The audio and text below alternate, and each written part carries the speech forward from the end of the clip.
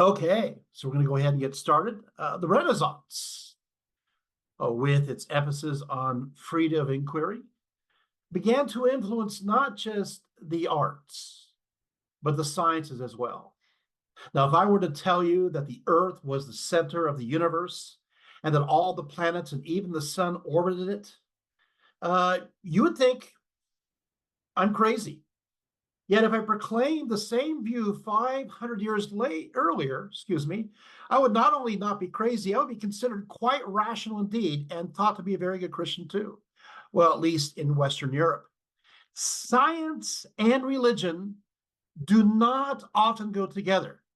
They should really be searching for what we may understand as the truth, one through belief and sometimes mystical experience, and the other through the empirical method, through observation.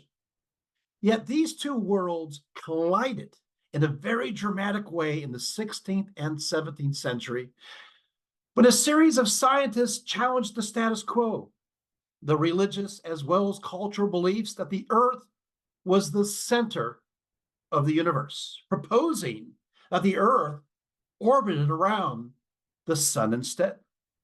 Now, I hope we do not see too much of our present age in this discussion, but I'm afraid we have changed very little indeed. Human nature is very consistent. From the Roman period through to the Middle Ages and on into the early modern period, explanations of the universe relied on what's called the Ptolemaic system, especially in the Latin West, which in short brought together the astronomy of Ptolemy from his work known as the Almagest, published around 150 CE, with the cosmology of the 3rd century BC philosopher by the name of Aristotle. So let's go ahead and take a look at the Ptolemaic system, Margie.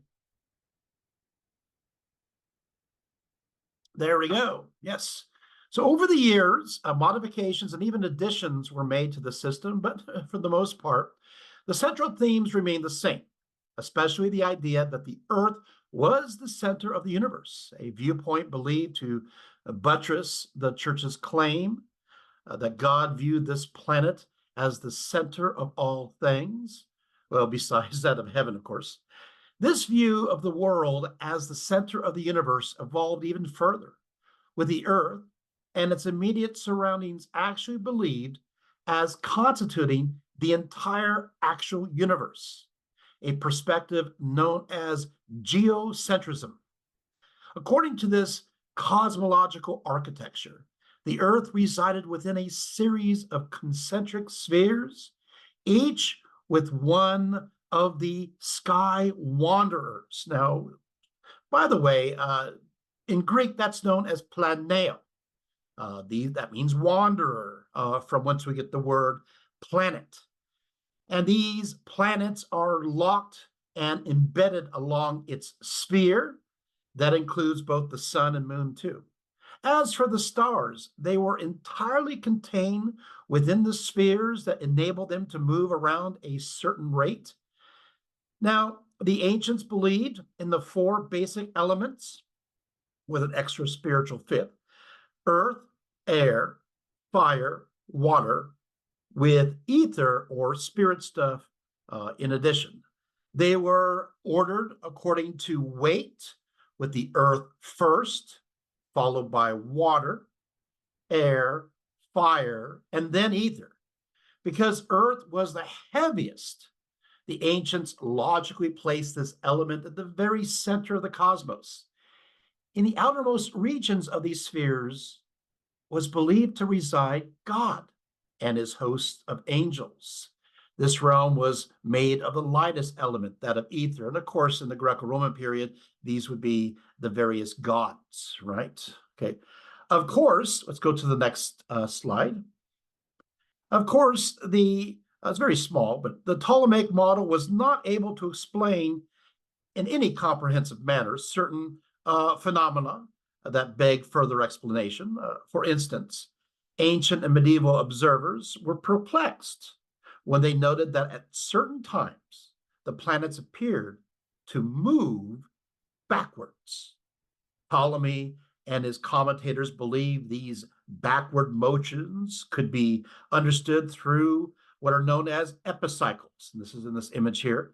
In this theory, each respective planet moved along a small circle, an epicycle, as the middle of the epicycle moved along a larger circle called a deferent, with the Earth at or near its center. So that's kind of the idea. Thank you, Margie, for that. Good, very good.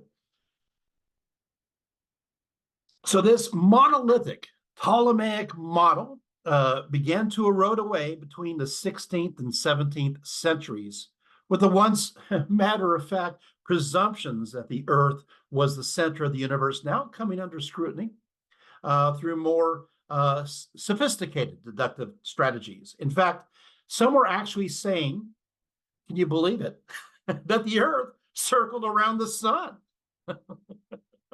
and that it was not the center of the universe. Of course, the realization of a more expansive cosmos out there with millions of stars arrived slowly and had many obstacles to face, especially with the established church.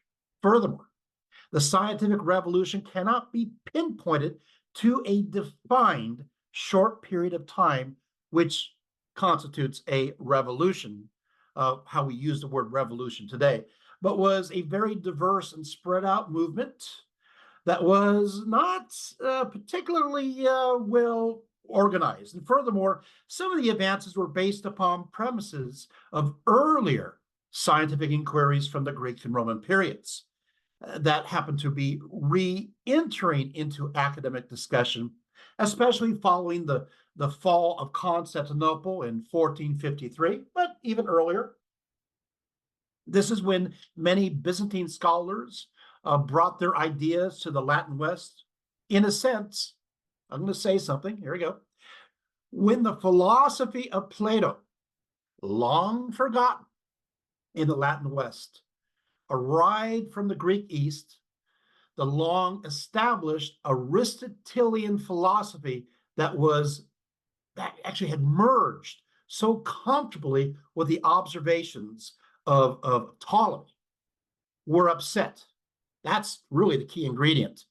As a result, the entire architecture of the cosmological structure was suddenly brought into question as concrete religious certainties became suddenly scientific supposition. It is really knocking down Aristotle. I'm sorry. I should write a book about how Plato changed the entire paradigm of the West. I should also tell you, write another book on how Aristotle held us back. Aristotle is good for some things. He's not good when it comes to metaphysics. I'm sorry, you're going to see that in a few moments. Don't worry, I will demonstrate everything. So let's start with Nicholas Copernicus. So let's go to the next picture. Let's take a look at him, see what he looks like. Nicholas Copernicus, here we go, 1473 to 1543. He was a Polish astronomer, one of the earliest pioneers to reject an Earth-centered or geocentric universe. Beginning his education in Krakow, Copernicus continued his education in Padua, Italy. Once upon Italian soil, Copernicus first came upon ancient Hellenistic and Roman and Byzantine thought related to the nature of the cosmos. Copernicus was so determined to learn this mysterious knowledge from the Greek East that he taught himself Greek through Theodorus Gaza's grammar, as well as J.B. Christonius's dictionary. Moving from Padua to Bologna, Copernicus came upon the writings of a Byzantine monk and philosopher by the name of Basilia Bessarion, who was educated in Constantinople before its fall, and even studied under the famous Platonist by the name of Gemistus Platon. In fact, let's go to the next picture. Platon. There we go. There's a good picture of Platon. Platon, who really changed our perspectives in the West, bringing with him the works of Plato, Bessarion, actually after became metropolitan of Nicaea by the Byzantine Emperor John Palaiologos in 1437, actually accompanied Platon to Italy in order to bring about a reunion between the Orthodox and Catholic churches, so that the Byzantine Empire, well, what was left of it, could receive possible help from the Latin West against the advancing Ottoman Turks. When hopes for reunion began to crumble, Bessarion defected to the Catholic Church, became a cardinal, and lived the rest of his life in Italy, bringing with him his collection of books and manuscripts, and creating a center for learning about his palace in Rome.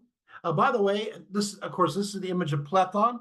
If you had a chance to listen to my talk on the Renaissance, I can't say enough about Platon. Just to reiterate just a little bit, because we're trying to cover moving into scientific knowledge in connection with religion. I'd be remiss not to mention Platon even within this context. And basically, Platon, who was considered really a heretic by those in the Byzantine Empire. I don't even like calling it the Byzantine Empire, because in reality, they just knew themselves as the Roman Empire, the part that didn't fall, because the western half fell in 1453. In 476. Excuse me. The eastern part continued to 1453. But the problem is that what will happen is all that knowledge of antiquity continued in the East, the Greek East, but was not in the Latin West. There was a little revival of ancient knowledge as a result of accessing information from Muslim Spain, and that started scholasticism, where those in the Latin West get a hold of Aristotle, and they use that to buttress up their Catholic theology, as well as to kind of really bring that home in together with the Ptolemaic system.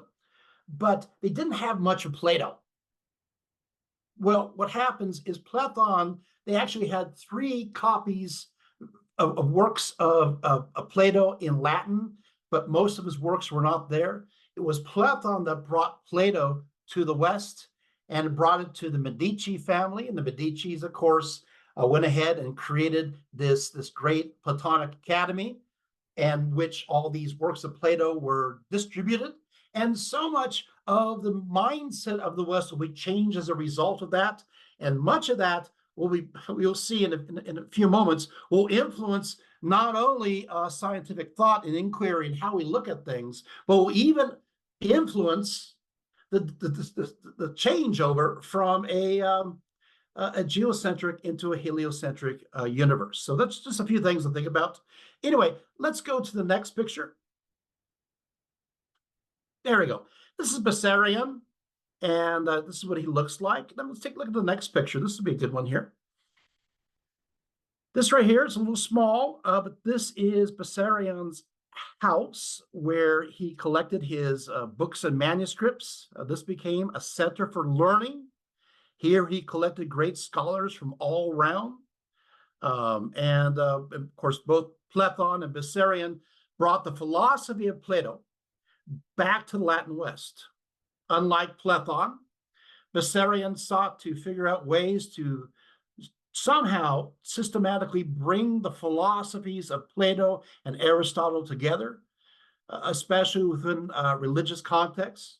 Bessarion, as well as other Byzantine scholars, greatly influenced the philosophical worldview of Copernicus, especially in providing him with the Platonic undergirding, which enabled him to dislodge himself of many of his Aristotelian suppositions that happened to be embedded within the Ptolemaic cosmological system. So let's go to the next picture. So after concluding his studies at Ferrara, receiving there his degree in May of 1503, Copernicus eventually moved to the Baltic town of Frombork in 1512, and by 1514 proceeded to purchase the northwestern tower that you see here within a local fortress, where he set up a makeshift observatory. Let's go to the next picture. And this is the fortress today with the church. It's quite beautiful. So here, Copernicus watched the heavens with a critical eye over the years. The culmination of Copernicus's findings were to be published in his On the Revolution of the Heavenly Spheres in 1543. By the way, which not coincidentally was also the year of his death. So he published it the year that he died. Let's go to the next picture. I think I have an image of his system. There it is. Copernicus feared the reaction to a book that he very well knew directly challenged the Ptolemaic geocentric universe, and even went so far as to dedicate the work to Pope Paul III, hoping that would at least appease some criticism. According to Copernicus, the Earth moved about the sun in a circle, a beautiful, perfect circle, and not the other way around. You can see where there's a problem, but we'll get there, because he did believe in a heliocentric universe. Yet Copernicus also adopted many aspects of the Ptolemaic system, including the epicycles. But these epicycles were much smaller and thereby at least a little bit more accurate. As far as the apparent backward movement of the planets, Copernicus explained that this was merely an optical illusion, and that the planets in reality move forward and in a consistent manner. For Copernicus, the sun was the center of the universe, not the Earth. Yet the Earth was the center of gravity and the lunar sphere. Still, for Copernicus, Aristotle's cosmology was no longer valid. But he was so caught up in the idea of the perfect circle. I mean, Plato talked about circles being the perfect shape of all, that obviously from his perspective and from his belief system, it must be a circle. But we know through the math that it doesn't add up. It doesn't work. And I'm not gonna say, I'm kind of wanting to say something. It's like he had this ideal, even if it was defective, and he is as guilty in many ways as those who believed in a geocentric universe, of imposing a viewpoint he believed it was true and must be true. So we got to force the math to make it true, and it doesn't work. Okay, so I'm sorry. I like Copernicus quite a bit, but there's problems. Well, so there's another step that needs to happen. And then, of course, the next scientific revolution step was made by the Danish astronomer by the name of Tycho Brahe. Let's go to the next picture. There he is. 1546 to 1601. He got started at a tender age of 17 as a Danish astronomer. Tycho wrote as follows at 17. He says, "I've studied all available charts of the planets and stars, and none of them match the others." He's saying this at 17. Wow. "There are just as many measurements and methods as there are astronomers, and all of them disagree. What's needed is a long-term project with the aim of mapping the heavens, conducted from a single location over a period of several years," unquote. And with that, said Tycho, he went out to establish his goal. In fact, he established a place known as Nuremberg. Let's take a look at the next image. That's what it looked like at that time, right there. Nuremberg was built between 1576 and 1580 on the island of Ven, which is between Denmark and Sweden. It was the very first custom-built observatory in modern Europe, and the last one, by the way, without a telescope. It was built as an also the design. Let's take a look at the next image. It's kind of interesting. It was built, you can see here, as an astrological talisman to increase the influence, he believed, of the sun and Jupiter. It was also surrounded by what is also he called the Garden of Eden, which cultivated various fruits and herbs for his alchemy, and included also an underground observatory. So yeah, thank you, Margie. Okay, so Tycho, he had a rather colorful lifestyle. He possessed 1% of the total wealth of Denmark, which is, you know, he lived a high life in his great castle, as you saw.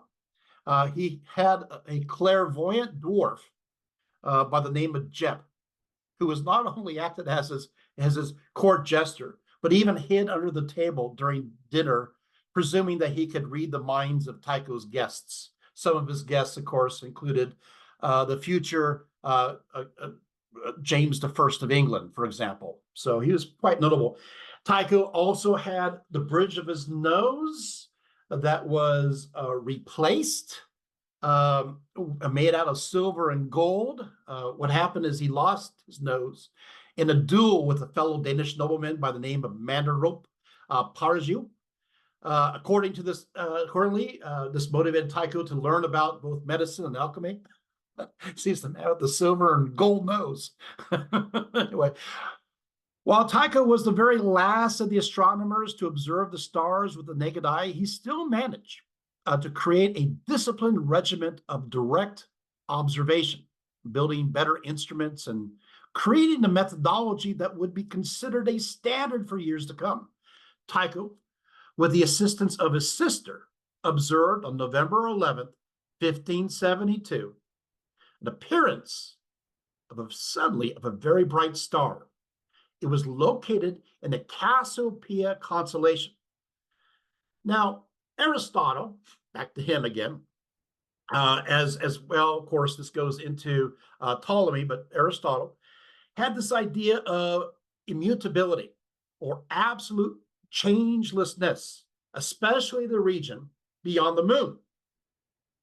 It was central to Aristotle's worldview. Yet, right before his eyes, Tycho observed a strange thing that happened that seemed to be absolutely impossible. The star was near to the Earth, near supposedly than the moon, and it was supposedly to be viewed along the canopy of static stars. But all of a sudden, with this moment, the celestial moment, he realized and calculated that, hey, wait a second, the star was not fixed as popularly believed. Suddenly, he realized that the star was far more distant than the moon. It's not this black canopy with pinpricks and then, of course, the fire of beyond shining through it anymore, was it? No. So when he realized this phenomena, the appearance of this bright star had not happened before, he said as follows. He says, "Oh, classa ingenia, oh, cacos coli spectatus," which means, "Oh, thickwits, oh, blind watchers of the sky." Yet, unlike Copernicus, Tycho continued to believe still in an Earth-centered universe, but with some qualifications, asserting that while both the moon and sun revolved around the Earth, the other planets revolved around the sun. It's kind of like this halfway point position.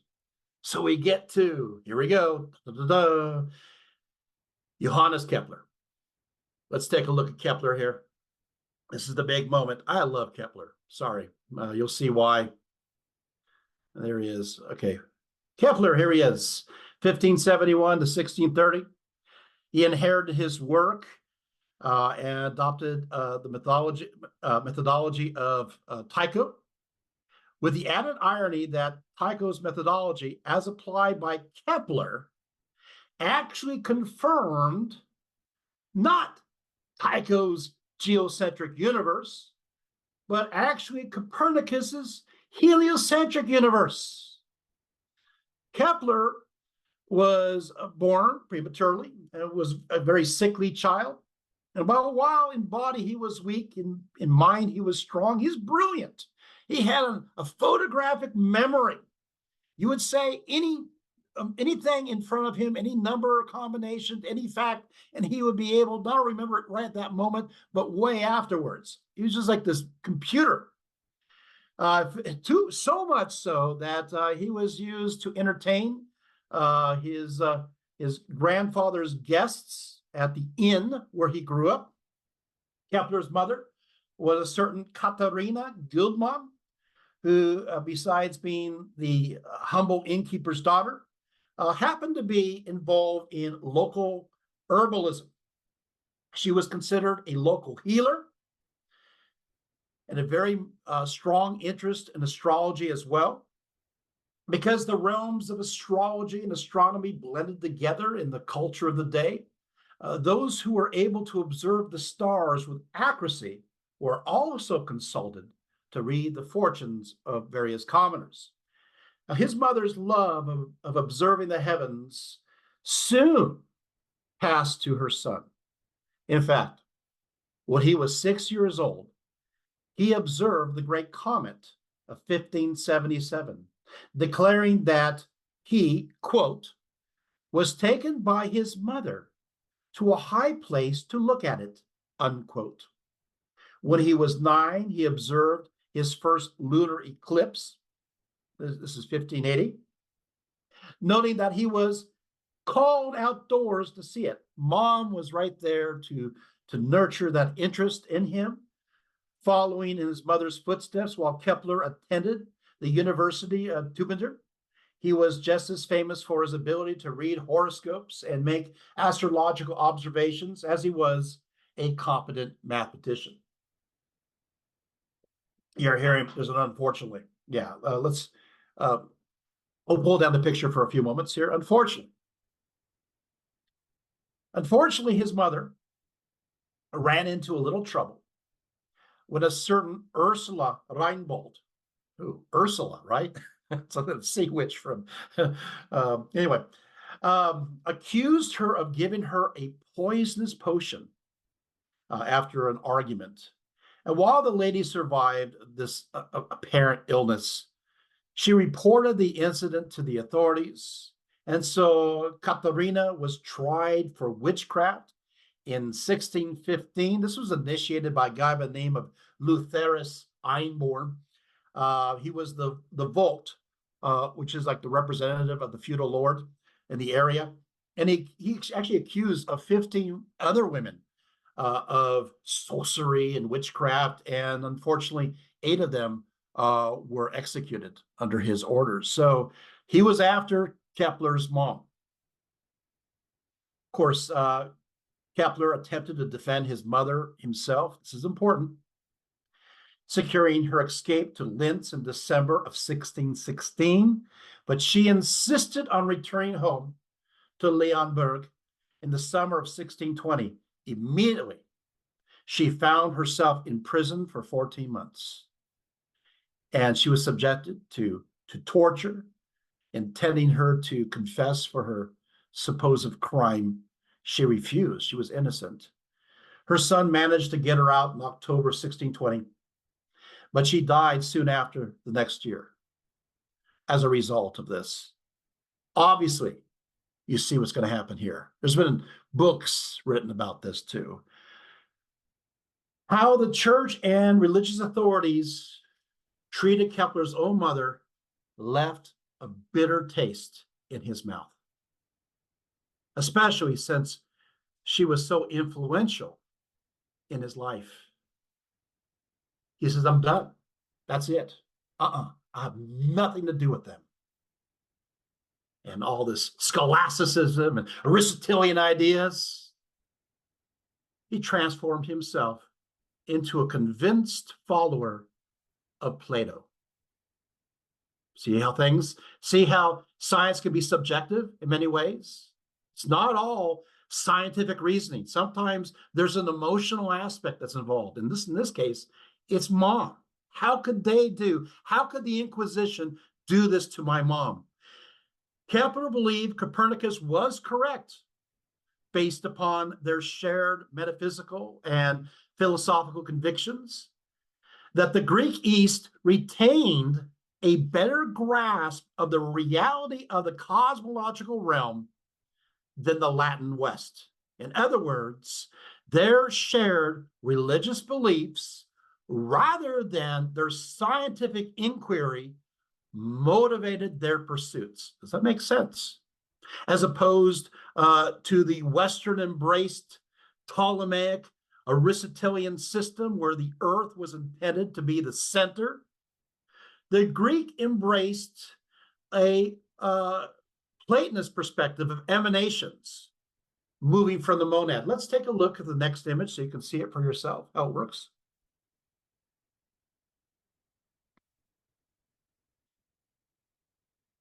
So there he is. There it is. Okay, so this is the Platonic system. Okay, so here, in this idea, there are emanations moving from the monad or the one or the beautiful, right? This is the cause of knowledge, the cause of existence, right? So what happens here is this one conceived as the good or God. You have these emanations moving down to the material realm of the earth, which most definitely allowed for the idea of this monad as represented by the one sun. Kepler was convinced, like the Platonists, that God created the cosmos according to an intelligible plan, a rational blueprint that could be realized through knowledge, gnosis. And so for him, the universe itself constituted the emanations that you see here that proceeded from God, the very reflective image of God. Accordingly, Kepler viewed the Father as represented by the Sun, the stellar sphere as represented by the Sun, and of course the realm between and moving down to the earth as representing the Holy Spirit. Just like Plato and both ancient and Renaissance Neoplatonists, Kepler directly correlated knowledge with the idea of light. And so because the light appeared to originate from the sun, then God, who is all-knowing, must be represented by the sun and must also be the center of the universe, not the earth. Kepler also believed that the Bible supported a heliocentric rather than a geocentric universe, quoting from both the Old and New Testaments to support his case in his very first work, known as the Mysterium. Most especially the Gospel of John correlated knowledge with the light and then in turn to God as revealed through the Word or the Logos. So there you see this all here in this chart. Let's go to the next image here. The one before that, after that. Oh, I guess I didn't have it. Okay, that's all right. I guess it just didn't show. It's okay. All right, we'll turn it down. So Kepler also agreed on religious philosophical grounds that Copernicus was correct in his theory that the earth circled the sun and not the other way around. But he also realized the mistake that Copernicus did in this idea of circular orbits that was fundamentally flawed. That's not right. You know, he's a Platonist, but he's not going to press his Platonic thoughts if it doesn't agree with the math. And it didn't. So what he did is he mined through the works of Tycho Brahe, found a logical idea that Tycho even didn't see, and he realized that the planets did not have a circular orbit. It moved, it had an elliptical orbit. Oh, here we go. And all of a sudden, the math added up. He didn't have to force anything into it. It worked. And he published this in 1609 in a work called On the Motion of Mars. So there you have it. One thing more about Kepler, he did this through naked eye observations alone. He figured it out. And then going through Tycho's works with Copernicus' theoretical ideas, right? But he still was a very logical man. You got to balance the two, right? And so, and that's an important thing because a lot of people can't do that. That is, kind of suspend your beliefs for a while to make sure if everything works out. The circle, the perfect Platonic circle, didn't work out. Got it? The elliptical orbit does and still is to this day how we view it. So, which means that now we go to the next step, and that is Galileo. Yes, let's take a look at old Galileo. Poor Galileo. He has this great name, Galileo Galilei. So Margie will show Galileo, the bearded one. So all the discoveries of, there he is, all the discoveries of Copernicus, Tycho, and Kepler were conducted through observations of the heavens through the naked eye. But a certain Galileo Galilei, 1564 to 1642, had an advantage. He had a device called a telescope that opened up an entire universe of new empirical data that would prove revolutionary, viewing stars and entire constellations never seen before. Discovering, in fact, new stars in the Orion and the Pleiades. Near to home, much to his amazement, Galileo now recognized 4 moons orbiting Jupiter. That will be known as Io, Europa, Ganymede, and Callisto. He saw spots moving on the sun, which is supposed to be pure and undefiled. Look, there's spots. As for the surface of the moon itself, Galileo discovered, which you can see, of course, craters with the naked eye. He saw valleys and mountains on the lunar surface. Much more than his eyes opening in a physical sense. Galileo realized that the entire Ptolemaic system was a convenient cosmological convention that served a cultural and a religious agenda. His eyes were open to the scientific reality that contradicted centuries and centuries of assumptions, right? Now, convincing others of the universe that suddenly opened up to him was really not going to be easy. In fact, it was near impossible in some cases. Let's go to the next image. For instance,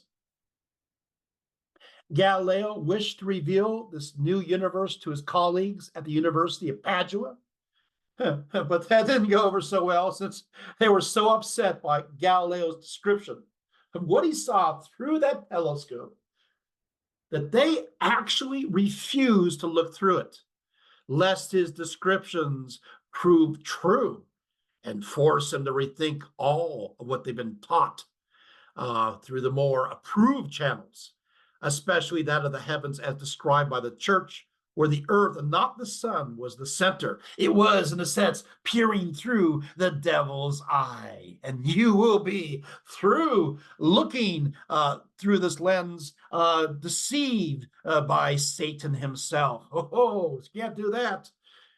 So afraid. Yeah, we encounter that a lot nowadays, don't we? So afraid of the empirical truth, of the facts that are observable, that they just rather not even talk about it, not even consider it, run away from it, lest they lose their perspectives and viewpoints that are so deeply entrenched from childhood. Nevertheless, in 1610, Galileo established the cosmos as viewed through his telescope and vigorously asserted that the earth moved around the sun, arguing against Ptolemaic and Aristotelian theories, arguing otherwise. Galileo attempted to appease the more intellectual Jesuits, revealing the 4 moons around Jupiter to the Jesuit Collegio Romano. And he was give some Jesuits some credit. And in their case, they did indeed look through the telescope to see it for themselves. You see, we don't have to worry about the Jesuits. It's more we have to worry about the Dominicans. That's who we have to worry about. The Jesuits, not so bad. Yet for a short period of time, Galileo made the prudent move of seeking patronage of Cosimo II de' Medici in 1519 to 1621 is the lifespan of Cosimo. This is in Florence. And he found just a way to do so. For the Medici family loved iconography, especially related to Jupiter. And since Galileo just discovered 4 moons around their favorite planet, he decided to name them the Medici stars. Well, at first it was actually known as the Cosmica Sidera, named after Cosimo, but he said no, But eventually his advisor said, "Well, name it after the 4 the Medici family members." But the Medici family eventually decided not to give permission to use their name for this discovery. They actually had to stop the presses in the middle of printing his book and remove the Medici designation altogether. Let's go to the next picture. I think I do have a picture of the manuscript there. I may. Oh no, we don't. Okay, we'll put that picture down. We're going to go to him in a few moments. Well, what happens is that when they realized the amazement, it was amazement. He's so good at giving them credit for these, naming after these moons. They did put him under patronage, so that was good. That was good. So he got patronage, and they helped him distribute his new book, and through the diplomatic mail service, and that was real helpful. Thank you, the Medici family, helping out Florentines for 100 years now, right? At that time, they provided a great deal of exposure. But Galileo's luck was, running out, especially with the publication of the Dialogue on the 2 Chief Systems of the World in 1612. Here, Galileo emphasized the fact that the universe, every movement, was subject to mathematical laws, operating with exact precision, detail by detail, and that the planetary and stellar movements could be calculated exactly, even the movement of the Earth around the sun. In fact, Galileo forwarded the idea that from the smallest atom to the greatest heavenly object, they all operated through identical mathematical principles. By the way, the atomic theory is an ancient theory. It goes back to Lucretius, if you're interested in that. From the 1st century BCE, it was already part of theoretical ideas. Just a fun bit just to throw in there. Okay, well, the book was a disaster and was almost immediately condemned by the church, especially his assertion of a sun-centered universe. And now we get to that picture of this gentleman, and it's pretty upsetting. Here we go. And we're learning a lot in this. Yeah, there he is. And you know what? I like the fact that this picture is so small and blurry because he deserves it. So what happens, his name is Tommaso Caccini, lived from 1574 to 1648, who decided that Galileo's little heretical discovery would make a fine object lesson on the dangers of man-made science and a means of gaining some fame too, possibly advancing him up through the Dominican order. So Caccini perceived himself as another Thomas Aquinas, the very reason he was known as Tommaso in the first place. And so Sunday after Sunday, let's go to the next picture. Sunday after Sunday, Caccini blasted Galileo from the pulpit of the Basilica of Santa Maria Novella in Florence. So he started this in 1614, making him look like a radical and a dangerous one at that. Yet Caccini was hardly a Thomas Aquinas. Really little interest in coordinating theological with philosophical ideas. For in his blind fanaticism, he actually taught that mathematics and science were contrary to the Bible. Whoa. And that Galileo's observations relating that the Earth orbited the sun was not only heretical, but close to blasphemy for its hubris, its claim to know the orchestration of the heavens more than what is revealed in Scripture. No, Caccini asserted, the earth was motionless, just like Aristotle said. It did not move, as Galileo said. And to say that the earth then moved around the sun was dangerous. It was treacherous. In one of his sermons, he quotes Acts chapter 1:11, where the inhabitants of Galilee were depicted as looking into the heavens with the expectation that Jesus was going to return.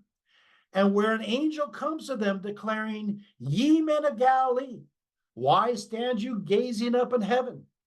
In what he thought was a clever twist, Caccini contrasted Galileo's allegedly heretical acts to the faith of the inhabitants of Galilee, asserting that those of Galilee were to be followed and not the followers of Galileo. No, follow the Galileans, not Galileo.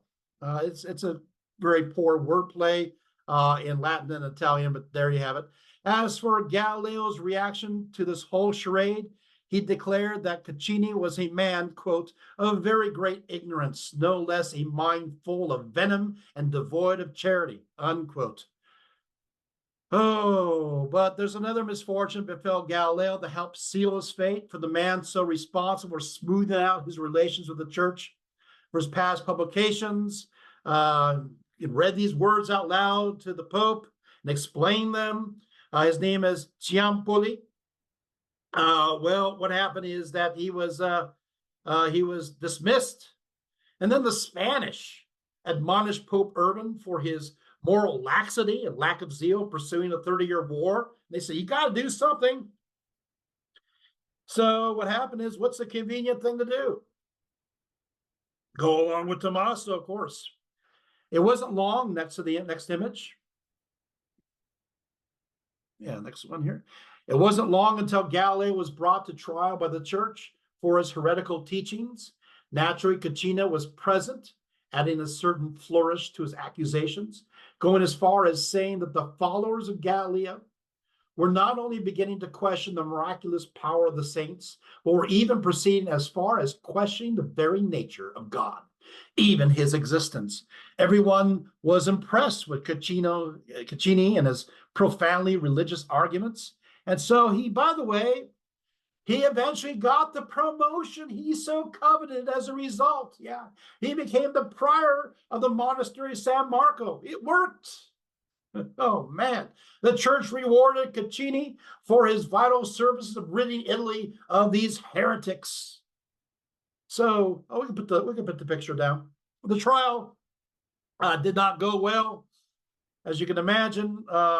In 1616, Cardinal Roberto Bellarmino ordered Galileo, 1616, he never to teach about his observations ever again, especially that the earth moved around the sun. It was over. Galileo was to be severely humbled by the church for his heresy. Next, Galileo had to recant his beliefs or face certain death. And so without choice, he recanted the fact that the earth moved around the sun and the summation of all his teachings. All his teachings.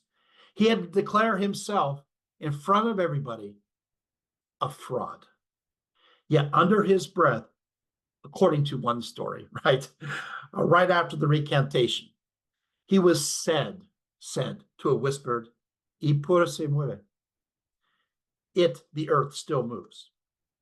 It was a recantation of necessity, not conviction, but it did silence Galileo. By papal order, Galileo was placed under house arrest in Rome and isolated from all people he knew. I mean, this is in 1616.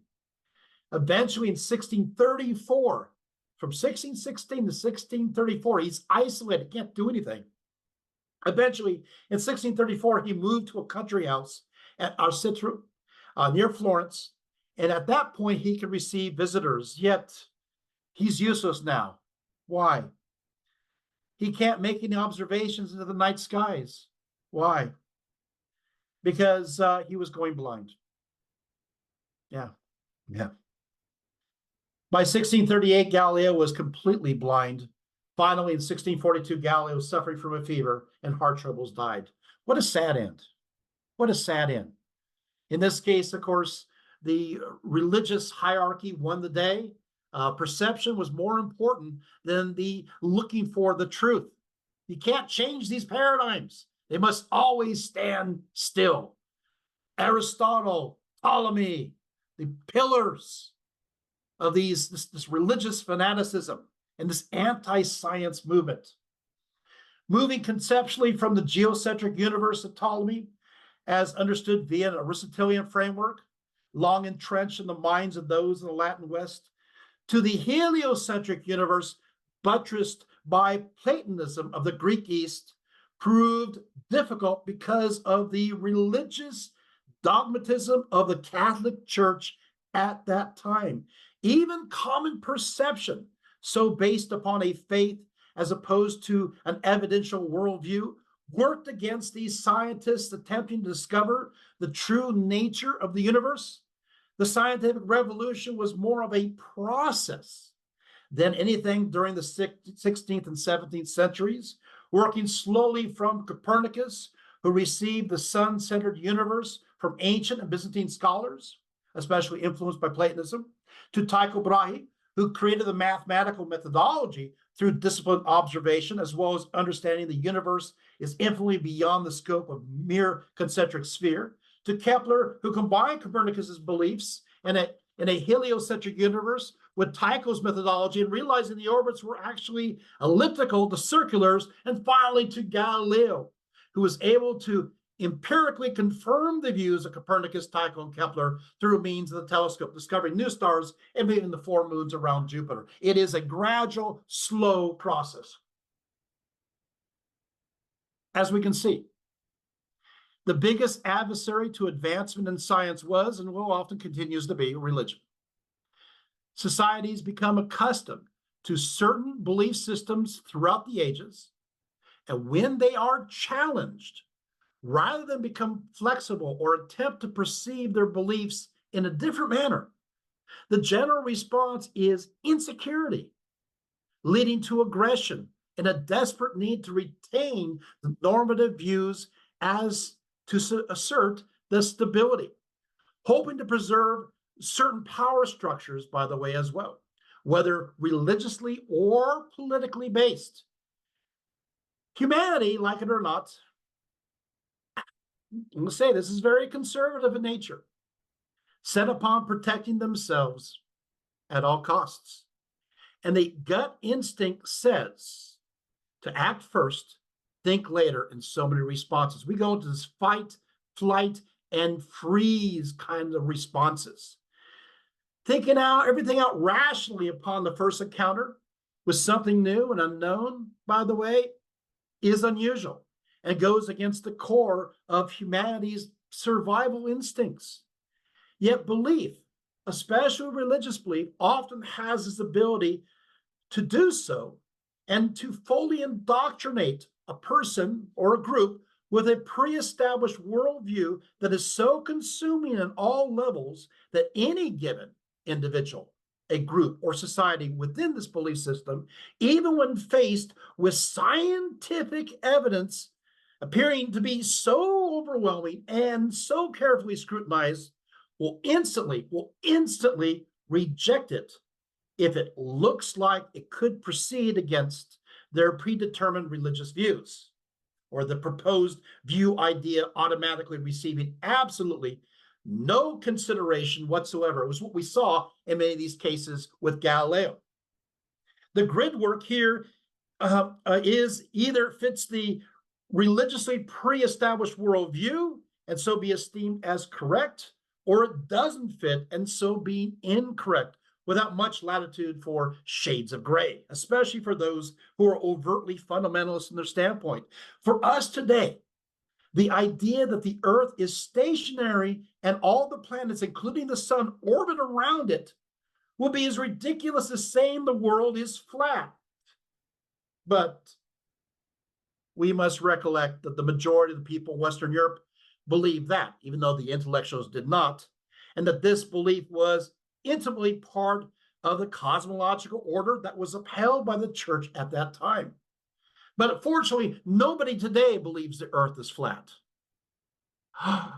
Oh, yeah, yeah, yeah. In the United States alone, last survey, 2% believe the world is flat and 8% are unsure. And that was done in 2022. What are you guys thinking there? Is this interesting? Yeah. Yes. And it was this religious perception that fought against scientific views considered as matter of fact scientific reality today. But we don't do very well with paradigm shifts. We don't. And the thing is, it's true. I hate to talk about. I like Thomas Kuhn. He talks about paradigm shifts. Scientific truth cannot be established solely by objective criteria, but is defined by consensus of the scientific community. So there is a subjective aspect of it, says Kuhn, which I teach in one of my classes called Visions of Science and Technology. It's true. We don't like paradigm shifts. We want to, even scientists are, we got to hold on. Our whole reputation is based on these ideas. We don't want to lose it. Okay, so let's keep on going. Without question, the next step. All right, we're moving here. The question of empiricism had classical roots. We're going there. For example, emphasized by Aristotle. But this philosophical perspective professing that knowledge arises primarily through sensory experiences, with a focus upon tangible evidence, is also very much a product of the Renaissance. And as can be imagined, this pursuit of evidence that could be observed and tested all too often contradicted the ascertain facts arriving from the status quo, especially the church. For many Renaissance scholars, it was not enough to passively accept various received traditions from church theologians and from earlier Greek and Roman thinkers, for they began to determine that nothing should escape careful empirical examination. Leonardo da Vinci declared, if you find from your experience that something is a fact and it contradicts what some authority has written down, then you must abandon that authority and base your reasoning upon your own findings, unquote. That's not me, that's Leonardo da Vinci. Of course, such sentiment was often considered open rebellion for the guardians of the ecclesiastical establishment. Those scholars who did manage to boldly take these authorities to task often had, very powerful positions. Patrons, for example, the Medicis of Florence, right? With the Renaissance, the idea was suggested that the discipline, by the way, of history, which is what I do as well, was a fixed body of fact, much like the other branches of knowledge. The belief became that history ought to be a science with fundamentals and absolutes. The emphasis of this new paradigm of inquiry was that humanity had the potential to learn about everything there is to know, inclusive of history and the nature of reality, and compile this evidence in enormous proportions. There was this, how do I say this? This es ist ein Lust zu leben, there is this lust to live, where you can learn it all without limitations, given enough time and the compiling of evidence. There's a sense of optimism in this possibility, albeit a naive one, right? Permeating the scientific and philosophical circles. This is coming about. Petrarch and Bodin built upon this theory, these libraries, right? Believing that we can truly know all the history about the Hebrews, the Greeks, and the Romans. The self-aware idea of history as a historical discipline comes about at this time. Before, history of the Jews, and then in turn, much of the history of the Middle Ages was built around the idea that God directly intervened in the affairs of humanity, and the prophets being able, of course, to foresee the future history with the direct knowledge coming from God. And they were able to reveal the general outline of predetermined events, but never completely. So as a result, history was consistently seen as sacred history, a mindset always affecting the theological questions. While today we often still see things affected through cause and effect, the pivotal center is not necessarily orchestration from a divine source, yet the very idea that the very nature of reality could be eventually understood based upon human efforts alone, without direct revelation from God or by means of the prophets, would have appeared as hubris from the medieval perspective. But this was not necessarily the case for those during the Renaissance and then moving into the Enlightenment. There is a certain irony that the obsessive need to collect information to eventually prove the truth of one's beliefs was actually part of not just the Renaissance, but the Protestant Reformation. So happened during the Reformation, just throw this one for fun, the squabble between Catholics and Protestants led to the need to justify their own truth claims. It actually proved to be beneficial for historians because each side's are amassing giant libraries, seeking to finding various manuscripts in dusty monasteries to prove that their view is orthodox over the other. So, for instance, the Calvinists on one side and the Jesuits collected such documents, saving so much, incidentally, for later historians. Thank you so much for your fighting. It helped us so much. Again, these theologians, like the Renaissance and then the Enlightenment scholars, believe the very gathering of enough of these ancient and medieval documents would prove the validity of their religious suppositions. Then we go to who I love, and you're going to love too. I'm sure you will. I'm going to bring home the bacon. What kind of bacon? I'm bringing home Francis Bacon. So let's go. Let's go to Francis Bacon. Let's see him. Oh, Francis. This is the famous, there he is. And his name is right there, too. Francis Bacon was well known for his development of the empirical method in relation to science, along with his views of religion in general. Beyond being known as an accomplished philosopher, Francis Bacon was also noted as a historian, an acclaimed moralist, a lawyer. How I got these two words side by side in the same sentence, I'll never know. Sorry, lawyers. And even a royal officer. Now, Bacon was nothing but resolute when it came to his goals. He actually outlined 3 goals. First and foremost, Bacon sought to discover the nature of truth in the universe. Second, Bacon sought to serve his country. He was always proud, patriotic Englishman. Third, Bacon sought to serve his church, which is not often easy because he had to keep the other two in balance. Well, it is true that he has garnished a reputation as the father of empiricism, and even known as the one who instilled the desire amongst so many of his colleagues to always experiment and demonstrate their theories with actual, tangible evidence. It really was better in the rhetorical department than actual application of his own theories. And I might add, some even regarded him as some of an amateur in areas that he was declared to be the definitive expert by his flatterers. Let's go to the next one. Next image. With that said, Bacon truly created the environment, the intellectual universe whereby such applications induced by his lofty ideals would nourish and grow into methodologies applied by scientists today. Bacon argued against the deductive methods so prominent in his era.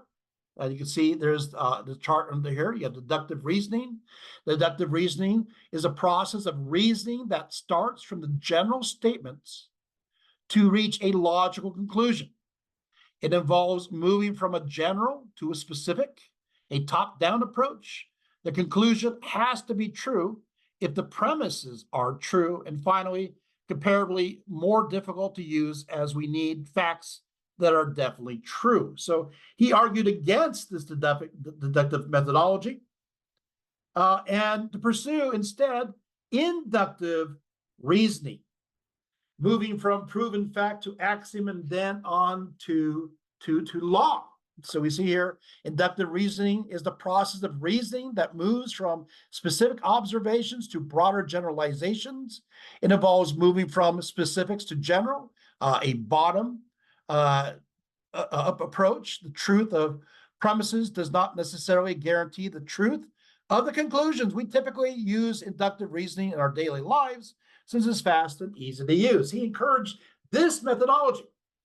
Yet this is where Bacon knew philosophical and scientific pursuits became tricky, for he believed the mind was so clouded with all sorts of distractions that it got in the way of the pursuit of truth. And so before even proceeding towards induction, he said, the philosopher or scientist or any other inquirer needed to liberate their mind from false notions or tendencies which distort the truth. He looked about him and noted the shackles of the religious and cultural conventions weighing so heavily upon the human psyche, and he grieved that most could only really discern mere shadows of reality or the possibility of truth, a faint glimpse, perhaps, of objective reality, of truth itself.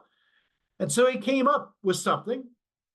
Ascertaining the landscape of so many misperceptions, Bacon created a list of what he believed were some of the very worst distractions invading the typical mind at any time, or possibly germinating within that distracted reasoning faculty to the point where it was utterly handicapped and unable to see the light of reason.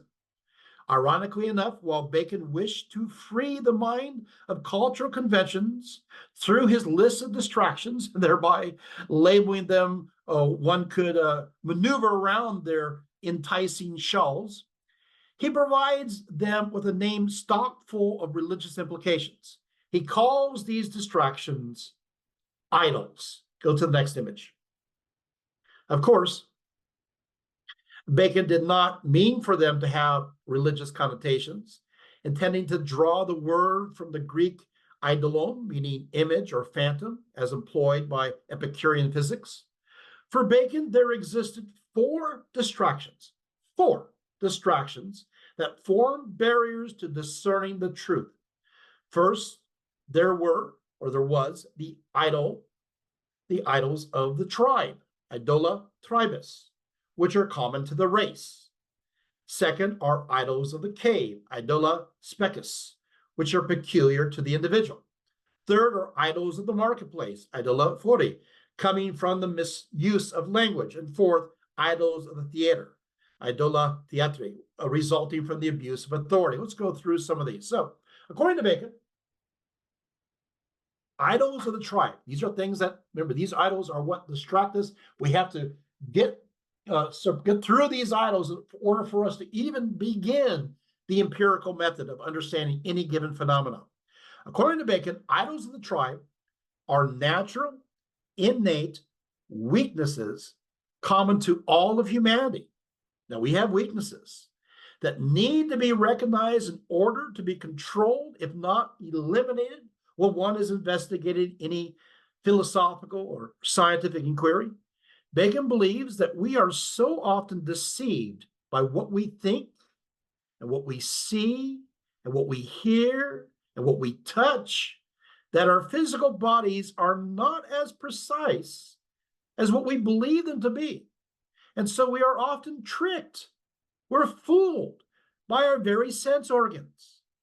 Bacon prescribes that we use instruments and methodologies that are able to move beyond the limitation of these physical bodies.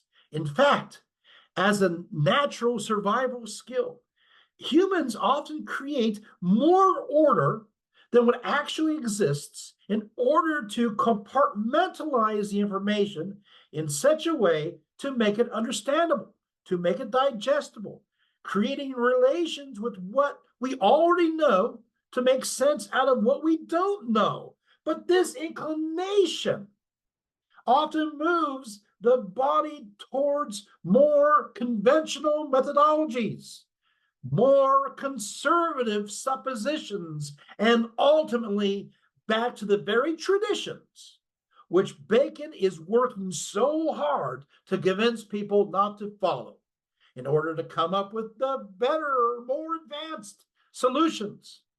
We have this habit of creating order where there may be only chaos. Beyond this, idols of the tribe encompasses our inclinations of wishful thinking, nurturing faith that there is an order to everything we examine, and that this order arises from perception that we've come to believe as true, as reality, as the way the world works, or at least should work. In a sense, we will believe what we want to believe, what we were taught to believe, and are often unable to come up with any original thought on any given phenomenon or process. As a result, we tend to make premature judgments before all the evidence has been gathered and carefully examined. Whew. Anyway, there we are. There's a kid outside that just yelled, yay. All right. Bacon's next one is Idols of the Cave. Idols of the Cave is geared more to the individual rather than the general human population. Now, this is more the individual now.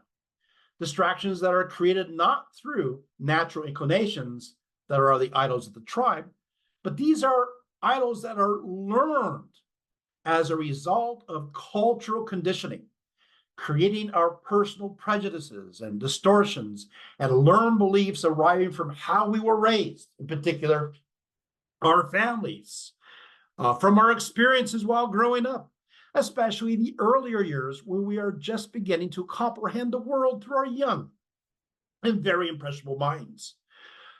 From our religious upbringing, what we were told was morally right and wrong, truth and lie, good and evil. From our education, whether we had much formal education or none, or somewhere in between, right? Or even of course, the wisdom that arises through prolonged experience. How about from our social class? If we grew up poor or rich or middle class, old money, new money, no money, right? From our gender, the culture we learn, if we are men or women or somewhere in between, and so much more. Of course, this cultural idolatry that distracts one from seeking after the truth always has its share of authorities that appear to orchestrate these convictions. And Bacon criticizes these sources and our reverence for them. He believes we are often trained and conditioned culturally not to see what may actually be there. We are trained not to see the truth that may be found actually within nature. And of course, in Bacon's Idols of the Marketplace, he denotes these distractions are the result of the intercourse and associations of men with each other. He quotes, that's a quote. And the problem we have in explaining any given phenomena or process by means of human-made language. We can put down I think they'll know the theater will be next. Thank you, Margie, for that. And now, of course, obviously, our very vocabularies, right? Discourses, jargon, slang, and analogies, right? It limits our ability to encompass the truth. Bacon declares, quote, the idols imposed by words on the understanding are of two kinds. They're either names of things that do not exist or misleading names for things that do exist. We need new words, right, to explain these things. Of course, we're going to get new scientific words from Greek and Latin, right? If you're in the sciences, you know what I'm talking about. We're going to have new definitions because we need more exact ways of describing something, and sometimes making it nice and long for us to read because we're trying to be so exacting. Okay, Bacon applies three categorizations for the idols of the theater.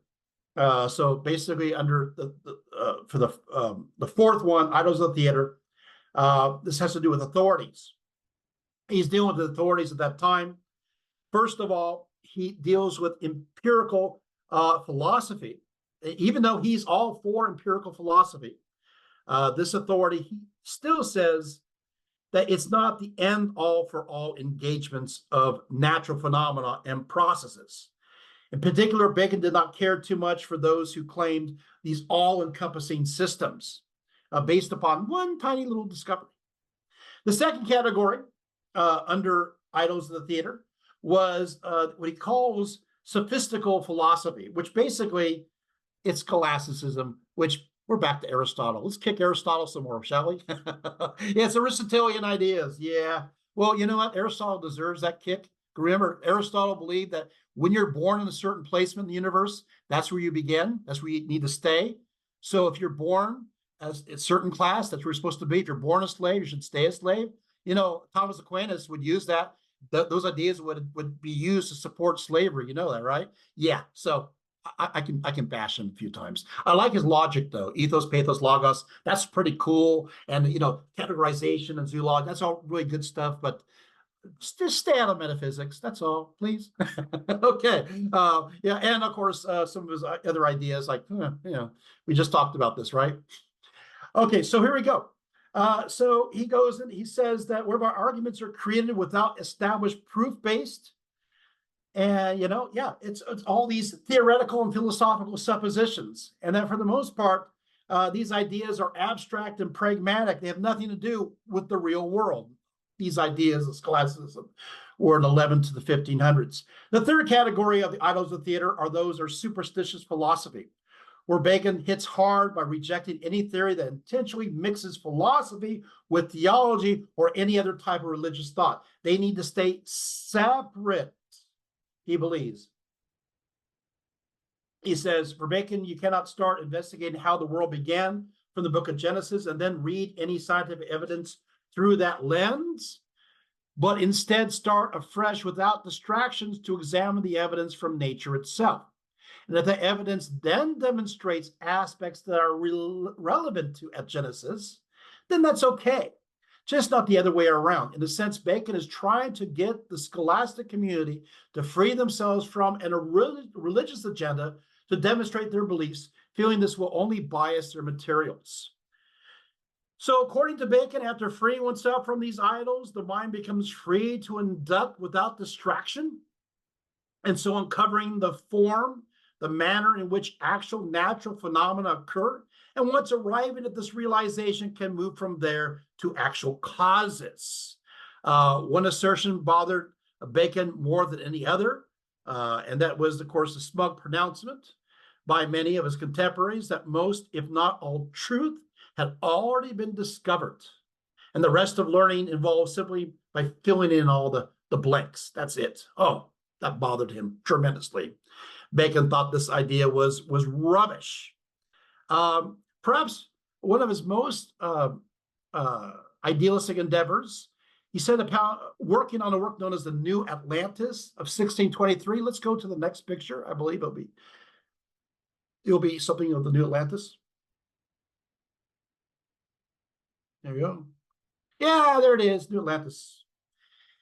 It was wrote in 1623. It's finally published in 1627. Here, Bacon envisioned an ideal land, where I'm actually quoting from him, where generosity and enlightenment, dignity and splendor, piety and public spirit, unquote, were but everyday virtues for the populace of Bensalem. Within this land, he imagined the ideal university. He called it Solomon's House, organized in many ways like a modern research institute today, always encouraging applied scientific research. Most intriguing are Bacon's categorization of his research team that would go out and explore the world. Bacon states, quote, for the several employments and offices of our fellows, we have 12 that sail into foreign countries under the names of other nations, for our own we conceal, who brings the books and abstracts and patterns of experiments of all other parts. These we call merchants of light, unquote. In this realm, the best days of humanity were not behind them, but ahead. And the spirit of progressivism permeates every corner of this book. So we have this idea that human progress is possible. In Bacon's The Argument of Science, 1623, duty to one's community, identified as ethical matter, and duty to God, identified as religious matter, were defined. And you could see here that he strongly believed that there was good, even the ultimate good. It did exist out there, but we need to nature good habits. Bacon realized that no universal rules could be created because of the uniqueness of each individual will and the uniqueness of each given situation. So we are unique. Discussing religious faith, Bacon declared that the more discordant, therefore, and incredible the divine mystery is, the more honor is shown to God in believing it, and the nobler is the victory of faith. Well, you can imagine that. It did not take long for Bacon to tackle the issue of God itself. Did he really exist? Or was he a convenient invention of the human mind to help explain the unexplainable and to also help humanity create a sense of control of the natural world through some kind of divine agency, able to hear or even to accommodate various petitions and requests? Yet his final assessment in his work known as Of Atheism was not one of despair and abandonment of belief, but one of hope. Stating matter-of-factly, he says, a little philosophy inclineth man's mind to atheism, but depth in philosophy bringeth men's minds about to religion. And so he says this. In his work on superstition, Bacon states matter-of-factly, it were better to have no opinion of God at all than such an opinion as is unworthy of him. So he's still mixing in these beliefs. Go to the next one. I think this next one will be relevant. If not, oh yeah, there it is. We're talking about this. Still, Bacon accepted personally in his own life Christian convictions and attempted to apply them to his life, which seemed to be a problem, but he did. But if you would think that such a conclusion would serve to hamper Bacon from his pursuit of the truth and create in him an intellectual conservatism that would not admit ideas that could possibly challenge that faith system, you would severely be mistaken. For his religious views allowed for progress, for evolution, and he bucked against tradition, even tradition buttressed by religious ecclesiastical authority. He had little time for those who asserted that the best days of humanity were experienced in antiquity and that scholars should vigilantly move through all their inquiries with the lamp of tradition to illuminate the way. You see, through the popularity of the understood Christian Latin West beliefs of his day, the world, because of sin, did not deserve to progress, to evolve, but should be satisfied with the fact that this presumed evil and corrupt world would someday come crashing to an end, permitting this planetary carcass to be replaced with a splendid heavenly paradise based upon godly ideals, as opposed to human pride and vanity that can only create empty gestures in comparison to divine realities. The fall of humanity from the blissful Garden of Eden was to be understood as a fall indeed, with humanity becoming increasingly worse, sinking further and further down into the mire, becoming utterly degenerate and almost, well, unredeemable. Of course, there were momentary occasions when the tides turned for civilizations. For instance, during the time intended to prepare the way for the arrival of Christ and the decipherment of the message, that being, of course, the Roman Empire, ramping up and so to speak, with the combined great learning of Jews and Greeks. But that was merely a momentary distraction, a slight deviation from the damnable road that humanity was now intended to take, because everything was intended to all come tumbling down, much like an earthly Humpty Dumpty, with no king's horses or king's men to put all back together again. And you should not attempt to cheat fate, it was said. To do so was hubris indeed. Naturally, the belief that everyone was going downhill quickly became an intellectual, self-fulfilling prophecy. And that prophecy, the ideas of Augustine, really was much of the undergirding for the fall of the Latin West.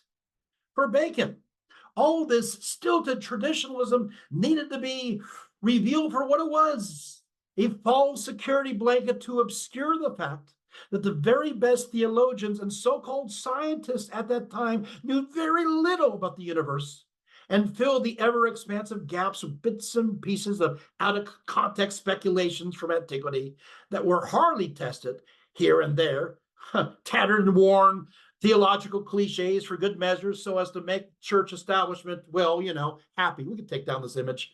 No, says Bacon, no. Scholars were not to curtail their scientific pursuits in reverence to the idols of tradition, but were to strike out bravely on their own, discovering new solutions to old problems and understanding nature herself unhindered by concerns for the status quo. Much like the intrepid explorers of his day, discovering the New World, which is problematic, of course, in certain ways, and finding all new societies, exotic cultures, and religions, Bacon wished to place the scholar on the very same voyage, moving inquiries towards a distant, uncharted shore. Bacon realized the New World of possibilities, both literally, geographically, and figuratively, philosophically and scientifically, still made 17th century Europeans insecure. It made them uncertain. It made them prone to cling to conventions of the past for security, much like a baby hangs on to their mother. But Bacon believed it was time to grow up, to move from milk to solid food. Tradition did not hold the keys to survival in this new world. No, instead, new approaches would enable humanity to adapt to new situations. In fact, Bacon became the very first major European writer to embrace the need for humanity to innovate new answers through reason, to evolve and to change. In his mind, the traditions of the past were often based upon supposition that were deliberately held together with a lot of theoretical and unproven speculations. And that the more gentle wind of practical scientific knowledge could easily knock these lofty edifices down. In fact, he believed so much of what held this grandiose scheme together in the first place was so much empty talk, mere words that were further distorted by the idols of distraction. Instead of intangibles, human knowledge should result in tangibles, in very real results that can be proven through a series of tests. Yes, actual deeds rather than mere words. As for attempting to understand who we are as human beings, why shouldn't we look to the natural laboratory of nature herself? So much can be gleaned about who we are from this very real physical environment through observation of the various processes at work, which can be tested and cataloged and defined. So for Bacon, the legacy of medieval scholasticism, so much based upon the precepts of Aristotle, it must be done away with, or at least greatly modified, and a new methodology explored. Bacon declared, quote, "The scholastic logic now in use serves more to fix and give stability to the errors which have their foundation in common received nations than to help the search after the truth," unquote. Intellectual presuppositions must give way to scientific facts, yet one shouldn't go the other direction completely either.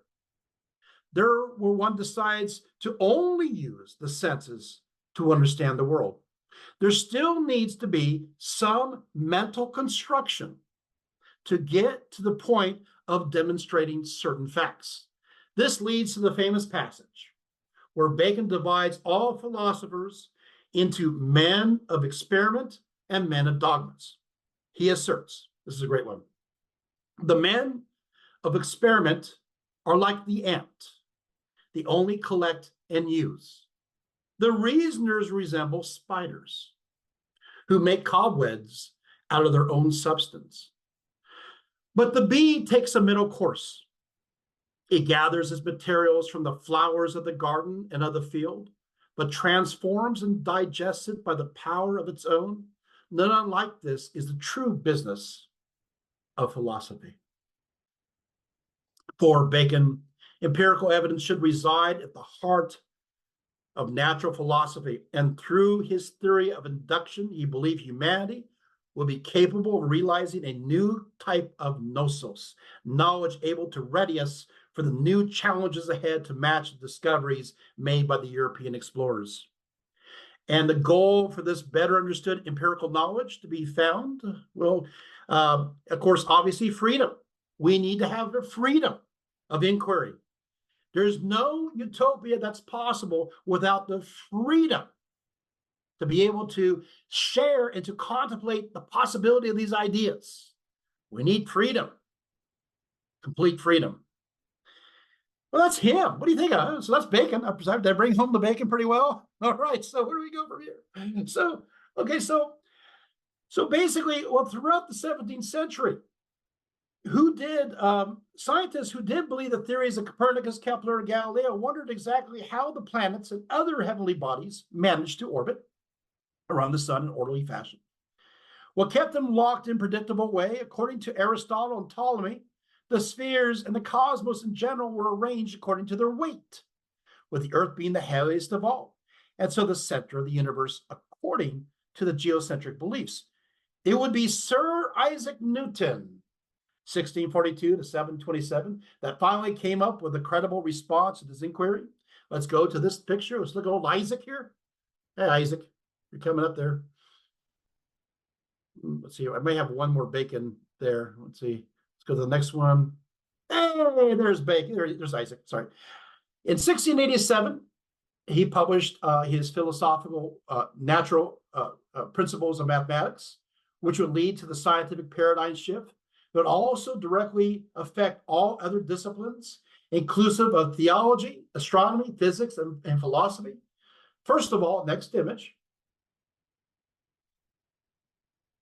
First of all, Newton asserted that objects in motion stay in motion unless an external force is applied to it, understood as meaning that if someone throws a ball, it will continue to move unless something stops it, whether hitting another object that is stable or sheer friction. Second, the next one, next slide. Second, Newton proposed that the relationship between an object and mass and acceleration is equal to the force of that object. And third, next one, that for every action, there's an equal and opposite reaction. The slide's a little mixed up there, but it's okay. Thank you. Oh, actually, keep going. Newton then outlawed the physical laws. Oh, yeah, well, I like this drawing, so why don't we go there?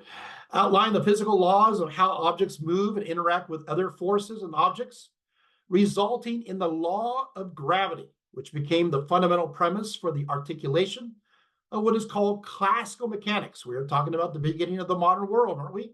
One of the two subfields of mechanics and physics, the other being, of course, quantum mechanics.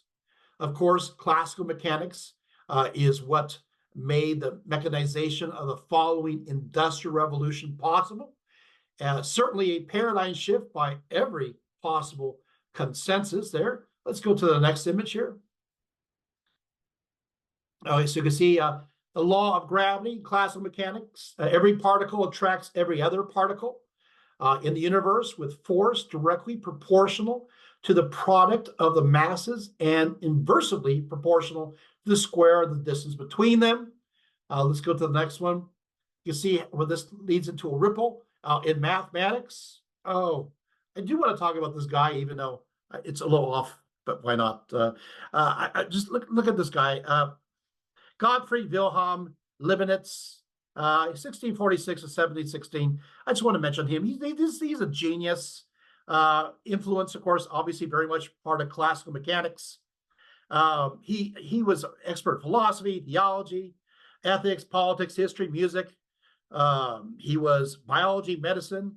He's the one who came up with a differential and integral calculus. You know, differential, this is rates at which quantities change, and of course, integral calculus, continuous analog of sum used to calculate areas of volume. You know, integration process of computing an integral. He was also the pioneer, this is the fun part, of mechanical calculators.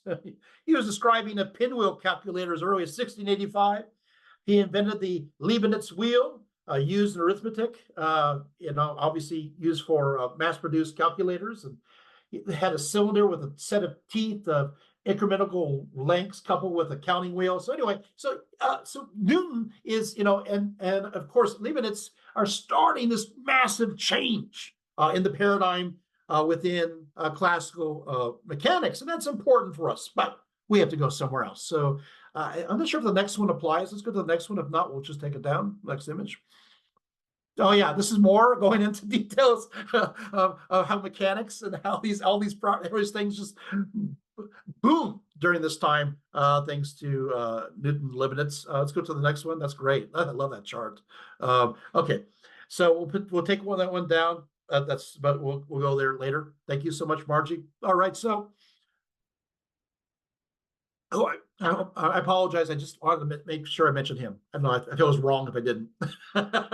So ethically wrong, I don't know. We're going through all this. So Newton then outlined the physical laws of how objects move and interact with other forces and objects, as I said, resulting in gravity. But on another level, Newton's theory generated belief in a stable as well as constant laws that govern the universe. Now we know this is not true, but this time it's true.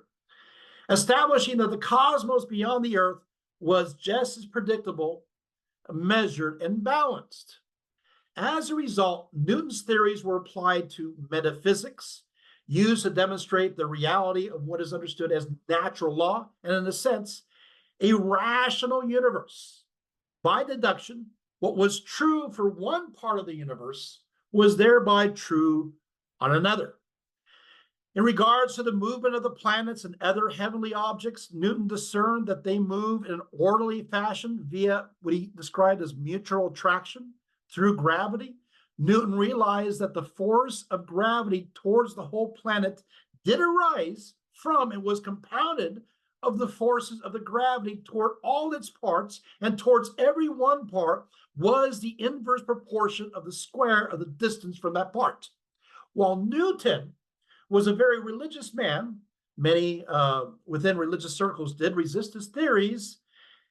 They believed actually that he believed that his assertion that the invisible force was connecting to govern the movements of all things, inclusive of the universe, as bringing about occult agencies into science, that this is magic. He didn't think that at all, but they thought so. In the second edition of the Principia, published in 1713, Newton addresses his opponents in a concluding statement, saying basically was firm about the idea of gravitational attraction. He said that this did not define the cause for this phenomenon, nor did he imply it, for God could be this cause. He's just describing what it is. Why should he be censored for that fact? Newton was also fundamentally opposed to the postulations of a French philosopher by the name of René Descartes, 1596 to 1650, and the ideas of rationalism in general. You know, Descartes, I think, therefore I am, cogito ergo sum. And the idea is he can be certain he exists because he thinks. For Descartes, humans are a dualism between mind and body and are distinct from one another, with the mind utterly invisible, just as God is distinct and invisible to humans. But he was still very much Aristotelian in his approach. Everything worked towards a goal, to our final cause. And we're ripping apart Aristotle right now. So yeah, so Newton said, so anyway, Newton believed in a universal gravitation. And then, of course, obviously, these ideas will come together with Bacon.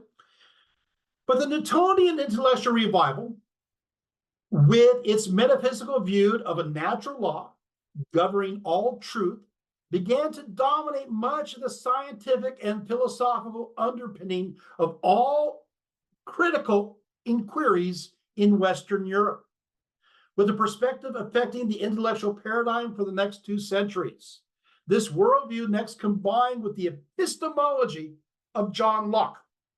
Now we get to see old John there, advocating that we learn about the nature of reality exclusively through our senses. So Margie, let's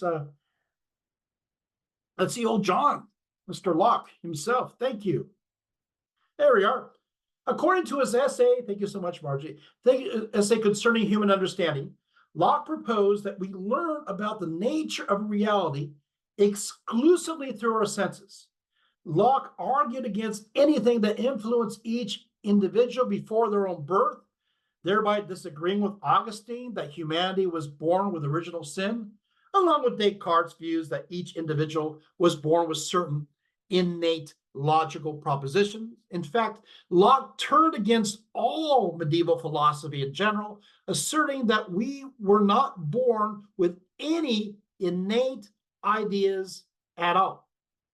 Instead, Locke believed each one of us was, in fact, a blank slate, a tabula rasa in Latin, shaped and molded by our experiences.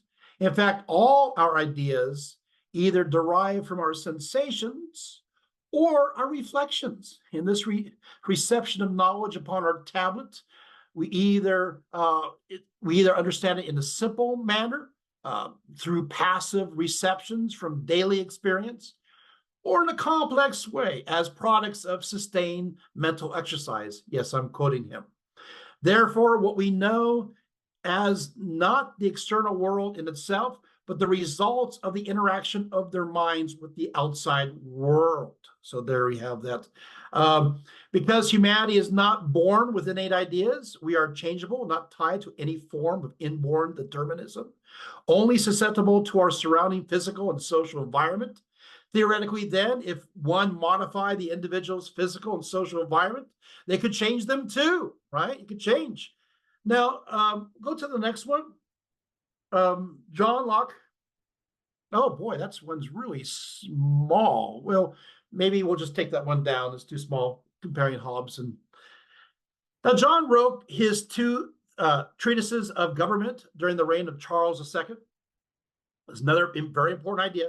Here he declared, rulers are not absolute in their power, but were instead bound to the law of nature. You've seen how it's like all these steps or puzzle pieces are coming together. Are you seeing it? Yeah, one by one coming together. And that nature was orchestrated based upon the dictates of reason, being a rational universe as proposed by Newton. According to this natural law, all humans, including the king, were thereby equal and independent, all being made in the image of God. And of course, that's good, Gospel of John, but it's also good Platonism, right? The image idea. Because of this, everyone, see, if we are all the image of God, we're all born with a blank slate, guess what happens here? Not only is there this vertical connection, but there's this horizontal connection that we are then born equal. Do you see that? We're all absolutely born equal. And therefore, because that's our nature, we're by nature born equal. It sounds like inalienable rights, anybody, right? So power then did not come from the king, but instead from the people who they govern. The people entered into political contracts, empowering legislatures and monarchs to judge of disputes in order to preserve their natural rights, which include the possession of property, but not to give rulers an absolute power over them. Now, of course, I'm quoting, obviously, him. Now, if a monarch or a legislature violates this contract, both could be legitimately overthrown, according to Locke. Locke's arguments were used specifically against absolutism and in favor of limited government. Have you seen how scientific ideas are, mixing with religious ideas, mixing with metaphysics, the science is influencing what?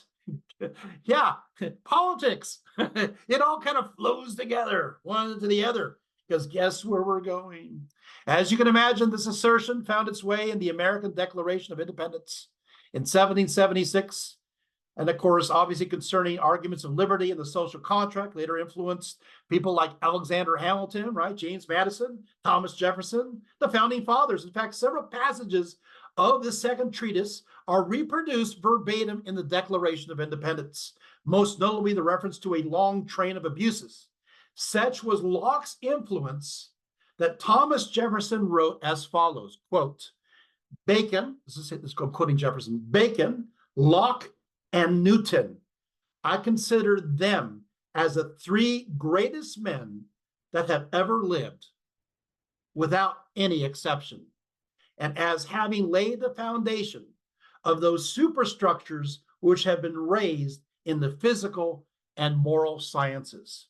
unquote. Whoa. I just went there, didn't I? Hey, we just went over those three. I know.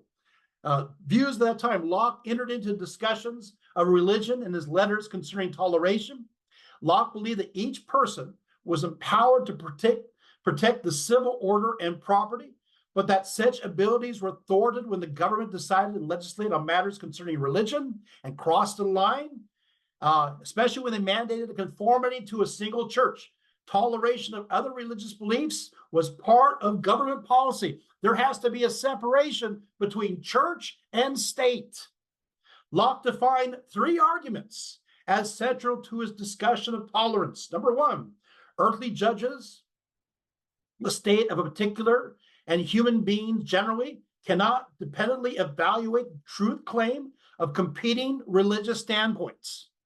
Number two, even if they could, enforcing a single true religion would not have the desired effect because belief cannot be compelled by violence. And number three, coercing religious uniformity will lead to more social disorder than allowing diversity. No, separation. These ideas also will be found within our founding fathers as well. With Locke, he drew the line in England against, obviously, he had certain problems with Catholicism, although he will change his views later on. But here we are. We're right in the middle of the Enlightenment. Welcome to the Enlightenment. We're being Enlightenment in many ways.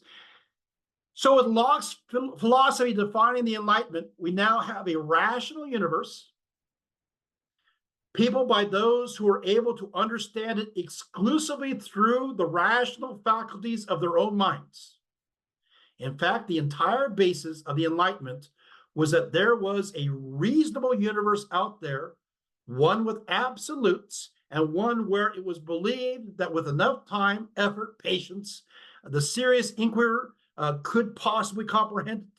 This supposition also became the basis for a new philosophical religious Enlightenment belief system known as deism, which we'll talk about. The Enlightenment is generally thought to run from the 1620s to the 1780s. Immanuel Kant referred to the Enlightenment as man's release from his self-incurred tutelage, tutelage being man's inability to make use of his understanding without direction from another. And so the ideas of Bacon, Newton, and Locke are cemented into the worldview. And of course, we have four prominent philosophers of the Enlightenment that come about: Baruch Spinoza, Voltaire, David Hume, and Immanuel Kant. Let's go and see these images here. I think we have something here. The next picture. There you go. Okay. Yeah, there you go. Okay, so Baruch Spinoza. I like this guy. He viewed all things as part or aspects of God, including nature herself. So these are prominent Enlightenment philosophers. Let's go to the next image. I actually have an image I found. I worked hard to find this image. Look at that. Oh, man. Okay. He viewed all things as part or aspects of God, including nature herself. And because of this fact, some scholars view him as advocating a form of pantheism, right? And of course, according to Spinoza, God is the causa sui, containing all reason for existence within itself, and was at the same time both creator, natura natrans, and creation, natura naturata. God was also viewed by Spinoza as an all-embracing substance, with this substance infinite and proceeding beyond the comprehension of humanity, with the exception of two attributes, which you see on here: that of thought, cogitare, manifest in ideas, and extension, manifest in physical bodies, both modes of which were perfectly parallel. All individual human intellect for Spinoza was a reality, mere emanations from the divine intellect, operating out of necessity, and hence individual thought was an actuality, an aspect of impersonal intellect. So you can see it all here. Because of this individual personality was only temporary, because it was temporary, free will was an illusion. And the personal immortality was simply a blending into God after death, folding back into the collective that was essentially the one, but still, in essence, nature herself, right? The individual drawing or attraction to the one was viewed as love. Spinoza believed the highest of human virtues was to contemplate God in love, amor dea intellectualis. Yet distraction from the pure divine love must be defeated in order to attain the state of loving intellectual contemplation. And this includes the taming of the passions and to seek reason as the measuring rod for all life's riddles and hurdles. That's a great chart. I'm so happy to have that one. Okay, you can put it down now. That's great. I love it. So who is the Spinoza? All right, so Spinoza, he grew up in Amsterdam. So he's a Dutch philosopher. His ancestors were Sephardic Jews thrown out of Spain by the decree in 1492. Nevertheless, Spinoza's family were forced to convert to Christianity in 1498. What happened now is that Spinoza's father moved to the Dutch city of Amsterdam, and they reasserted their Jewish faith. What happened from there is that he then grew up in a traditional Jewish manner. He learned the Torah. He studied the Talmud. Baruch revealed a penchant for asking way too many questions, right? And not receiving adequate response. But he also revealed a tendency to come up with possible answers of his own. And were not quite, how do I say this, conventional to his peers. Spinoza, his brother took over his dad's business, so he became a full-time philosopher. He was known for his extreme zeal, too much zeal. Finally, the Jewish community said enough and issued a writ of cherem, which is basically excommunication. I actually have the excommunication here. Spinoza was cursed with all the curses mentioned in Deuteronomy and cursed with the curse of Elisha, a curse considered so severe that when Elisha used it, the children who were cursed were shredded into pieces by ferocious bears. And so he was exiled and he found himself kind of moving about different groups.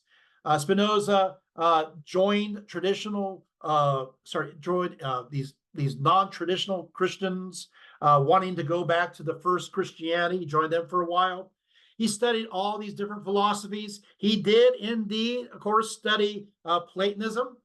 Obviously, you can see this when I just described as very much Platonism. He did study the Kabbalah, absolutely. So he integrated the Kabbalah with Platonism. He also brought in the Islamic mystic Al-Farabi into his perspectives too. So yeah, he just kind of brought it all together. At first, Spinoza followed Descartes' dualistic premise that the mind, intellect, and the body were two unique separate substances, but eventually he changed his views to assert that intellect and body were one single substance and identity. He also talked about evil. This is interesting, evil. Spinoza arrived at the conclusion that what we think of as good and evil are related to human pleasure and pain. Spinoza articulated his belief that good and evil were in fact relative concepts, depending upon the individual experiencing these ideas, and were thereby subjected to interpretation. Even general conceptions of what were good or evil, as forwarded by many societies, as evident through seemingly cultural consensus, were in reality good and evil specifically for that particular cultural construct or for humans in general. But for Spinoza, there were other life forms to consider beyond that of humanity. For nature was diverse with life, and he was given to call all the plurality of these beings, he called them entities. He even considered the animal kingdom and the natural world within his perspectives. Very unusual, by the way, for his time. Hence, for Spinoza, everything is determined within nature. He declared, all things in nature proceed from certain definite necessity and with utmost perfection. Thus, there's not a chance for events to happen by chance. Because all human behavior is fully determined in Spinoza's mind, our freedom arises from our ability to understand why we act the way we are determined to act. So in one of his letters, I have it right here. I'm just going to just summarize that letter. He basically says, we are not to fight this determinism, trying to stop the process through our will, because that is impossible. No, he says in this letter to G.H. Schaller, no, but we are to be resolved to know just why this is where we are supposed to be proceeding, and ask questions based upon this realization. Through realization of our determined makeup, we come to know ourselves, even emotionally, to the point of illumination. And as a result, become fully realized cause of both the internal and external effects that we cause, that we were fashioned to cause, making us a more efficient cause in respect to our effects, and thereby increasing our productivity. The goal then is to realize our cause and our natural effects, and to become more and more active in what nature has determined us to be, rather than be a passive part of it. Be involved. If you know that you're caught in this destiny, become fully involved in that process, fully realize and do that job or that function as efficiently as possible. So anyway, he also talked about the Bible. In Spinoza's estimation, he says that it's unable to talk about the entire nature of God. He asserted the Bible was not really relevant to philosophical discussions or civil law, and so it needs to be left what it's fashioned to be. It's supposed to be a moral guide for certain behaviors in respect to God. That's its usage, but keep it out of the other area. But he got himself in big trouble, and so he had to do an extra job as a lens grinder to pay the bills. And they tried to formulate unified philosophical system. He worked very hard on it. Unfortunately, his work was not published in his lifetime. And then in 1677, Spinoza died. Some saying complications of a lung condition. Other people say he was poisoned. But there you have it, all the possibility. So we move on to the next one, and we'll talk briefly on this one. In fact, we'll go through this real quick. So next picture. Yes, there you go. There. Next one here. Yeah, okay, so we're at Voltaire. Voltaire was a very prolific writer, produced works in all different kinds of literary forms, plays, poetry, novels, essays, scientific works, historical works. More than 20,000 letters and 2,000 books attributed to him. He was educated by Jesuits, as you can believe. He definitely offended French authorities by his writings. He even was thrown into the Bastille at one point. He went to England, found England far more tolerant, and then wrote about how tolerant they are, which of course offended the French even further. He spent most of his life in the area of Geneva, on the border there with France. He wrote the Candide in 1759, which he attacked, of course, the ideas of religious persecution and war. In this novel, Candide, he lived a sheltered life in this paradise and was indoctrinated by this optimism by his mentor, Pangloss. And then all of a sudden, he's thrown out of this lifestyle and falls into disillusionment and great hardships of the world. And of course, in the process, you discover all these irredeemable evils about. Let's go to the next image. So basically right here, this shift from theological or metaphysical concerns to the human condition is one of the Voltaire's main contributions to the Enlightenment. As a result of Voltaire's assault of philosophical optimism, it became legitimate for intellectuals to refuse formal thought by appeal to human experience. Theology was displaced from the center of intellectual activity, a movement that encouraged both investigation into the causes of human misery and a reform of conditions that perpetuated suffering and injustice. One thing he wrote about was the great earthquake of Lisbon in 1755.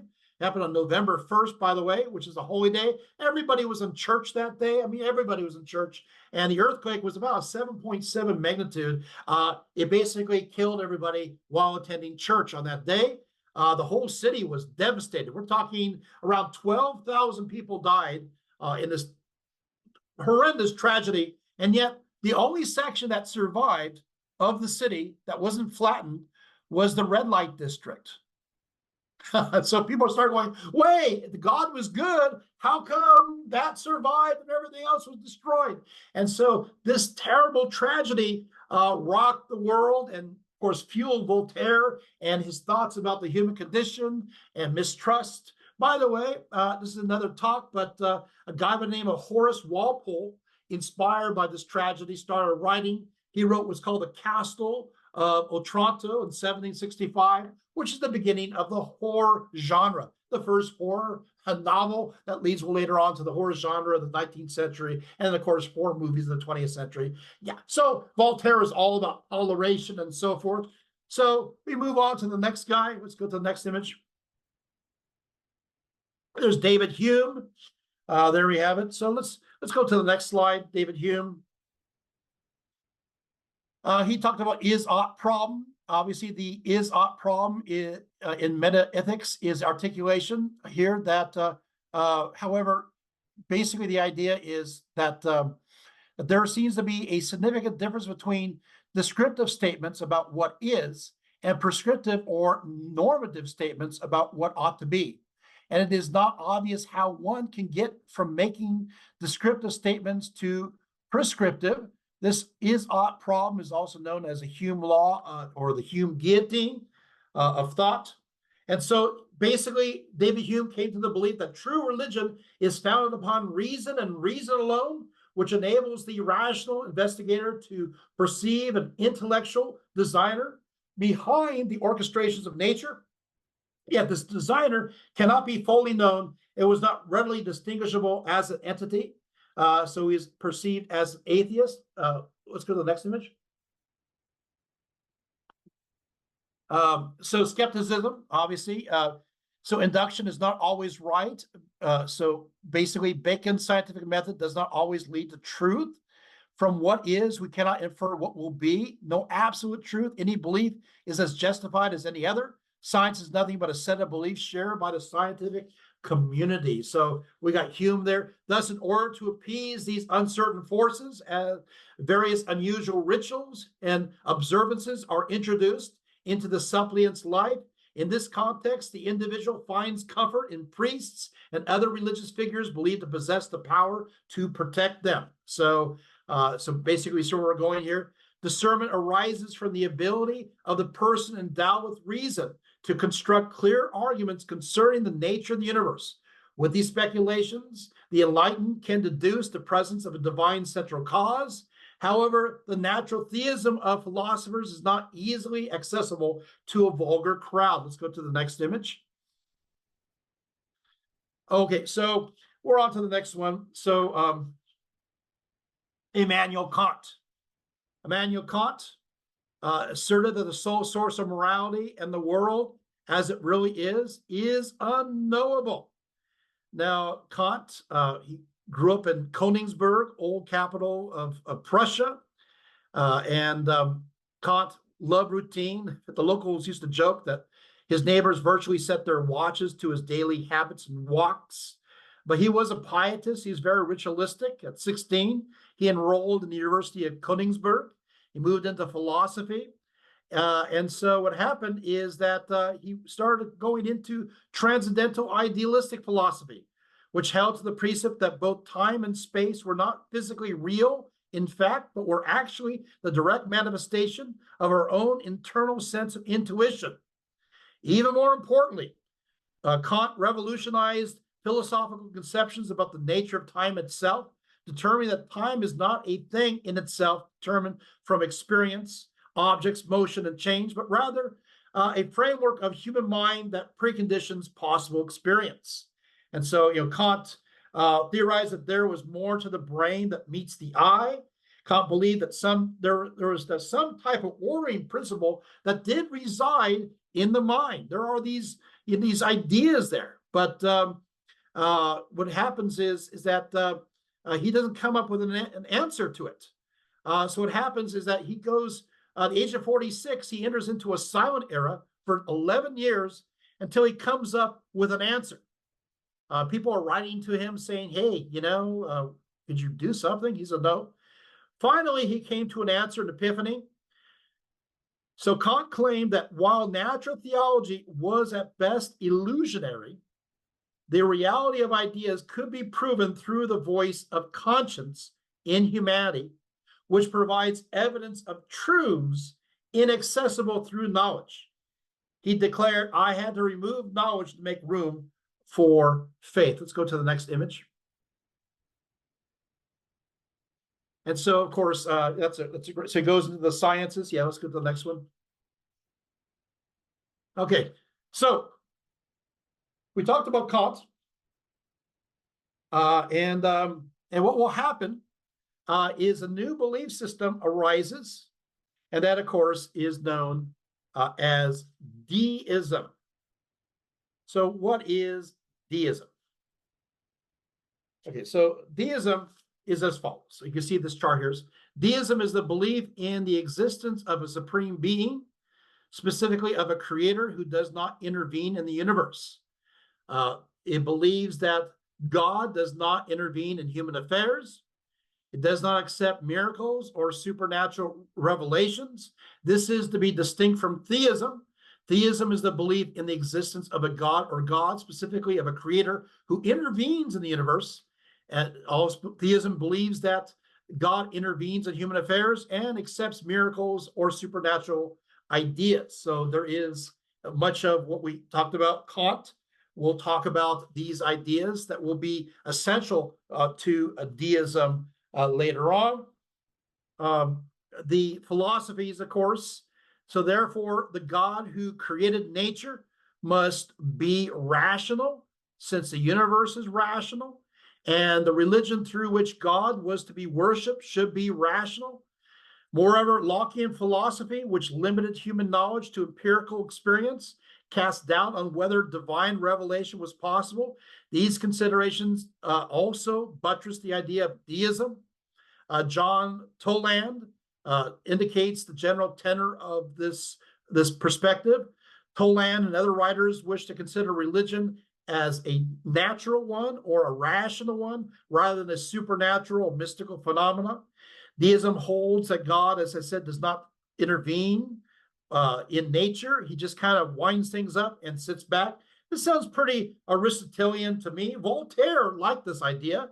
He declared the great name of deist, which is not sufficiently revered, is the only name one ought to take. The only gospel one ought to read is the great book of nature, written by the hand of God and sealed with a seal. The only religion that ought to be professed is a religion of worshiping God and being a good man.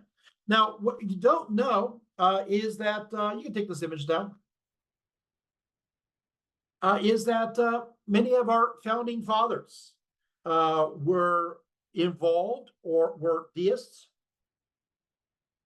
And of course, obviously, the Declaration of Independence and the Constitution was based upon the ideas of Enlightenment and also aspects of deism.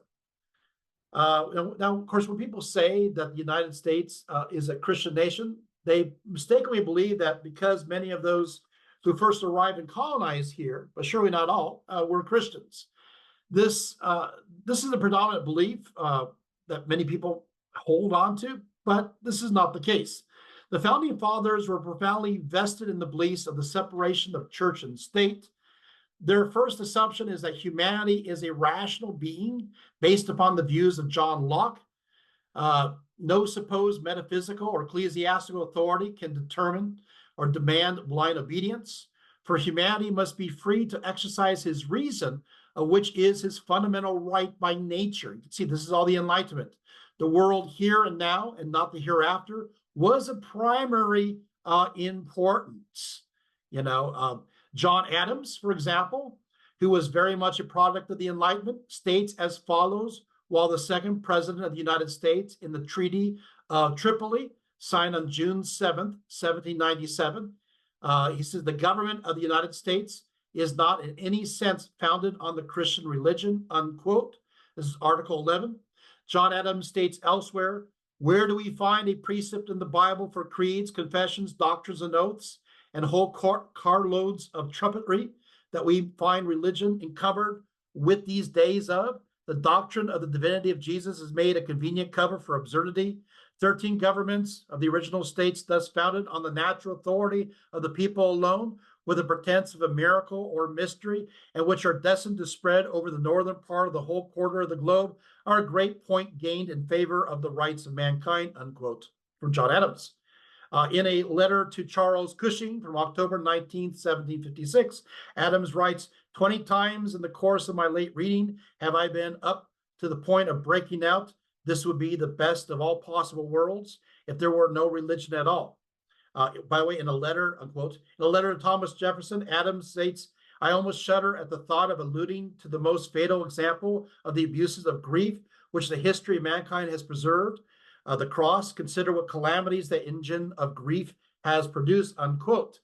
Thomas Jefferson, the third president of the United States, interpreted the First Amendment in the letter to the Dansbury Baptist Association, January 1st, 1602, believing with you that religion is the matter which lies solely between man and his God, that he owes account to none other for his faith or his worship, that the legislative powers of the government reach actions only, and not opinions. I contemplate with sovereign reverence the act of the American people, which declare that their legislators should make no laws respecting an establishment of religion or prohibiting the free exercise thereof, thus building a wall of separation between church and state, unquote.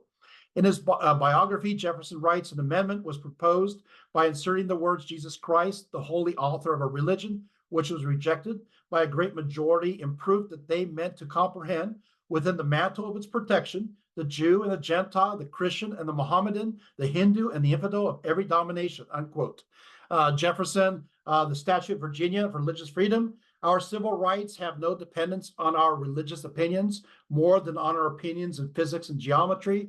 Jefferson's notes on Virginia, the legitimate powers of the government extend to such acts only as injurious to others, but it does not mean to injure for my neighbor to say that there are 20 gods or no God, and neither picks my pocket nor breaks my leg. Also, you can see Jefferson's full of it, lots of stuff. Jefferson writes letter to John Adams on April 11th, 1823, the day will come when the mystical generation of Jesus, by the Supreme Being as his Father, in the womb of a virgin will be classed with the fable of the generation of Minerva in the brain of Jupiter. And of course, there's tons of quotes. James Madison does the same thing. Religious bondage shackles and debilitates the minds and unfits it for noble enterprise. During almost 15 years has legal established Christianity on trial. What have been its fruits, more or less, in all places? Pride and indolence in the clergy, ignorance and servility and laity, and both superstition, bigotry, and persecution. James, this is a whole bunch of I got Benjamin Franklin here. I got lots of Paine, Thomas Paine, I got a lot of stuff. But our founding fathers, pretty much, I actually have more pages and pages of it, but we don't have enough time. One more apparatus of the Enlightenment, and then we're going to kind of start wrapping up. And that is the Enlightenment brought about, of course, the encyclopedia, as overseen and organized by Denis Diderot. And the first volume appeared in 1751. It was completed in 1772. In total, this encyclopedia numbered 17 volumes of text. It is estimated that between 14,000 and 16,000 copies of various editions of the encyclopedia were sold before 1789. The encyclopedia provided the most cutting-edge beliefs related to government, philosophy, and religion, with articles on manufacturing, canal building, ship construction, improved agriculture. Also, it's interesting because the encyclopedia promoted the secularization of knowledge. And so religious ideas and assumptions were removed from discussion in relation to politics, society, and ethics, have an emphasis on humanity and the idea of humanity's progress. And of course, divine law and natural law and the Middle Ages were forgotten. They kind of talk about the Greeks and Romans, and they skip the Middle Ages, which become a Middle Ages and become something else. So where do we go from here? So this is the construct. It's a combination between Lockean epistemology and Newtonian metaphysics. And we lead to the last part. Go to the chart now. It leads to positivism. Positivism. Yeah, next one here. There it is. Auguste Comte. So, asserted that much like in nature, society itself functioned through its own set of laws. Thomas Comte talked about, known as the three stages. He states basically that society evolves naturally. Now, the law of the three stages goes as follows. First, society went through what he liked to call a theological or supernatural stage, where humanity believes that all things in the universe were, without question, directed by God or the supernatural realm in some form or other. For society, the only comprehension of reality was through the lens of God, especially in reference to the church during the Middle Ages. So you see that there. Now we move on with the advent of the Enlightenment.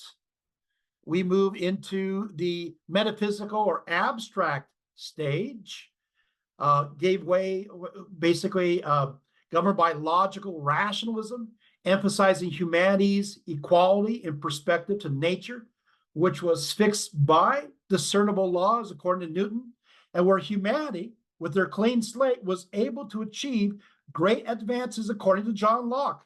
Now, Kant believed humanity since the French Revolution was advancing from the metaphysical to the scientific or positivist stage, with the recognition that humanity can govern themselves and all may be explained and quantified scientifically.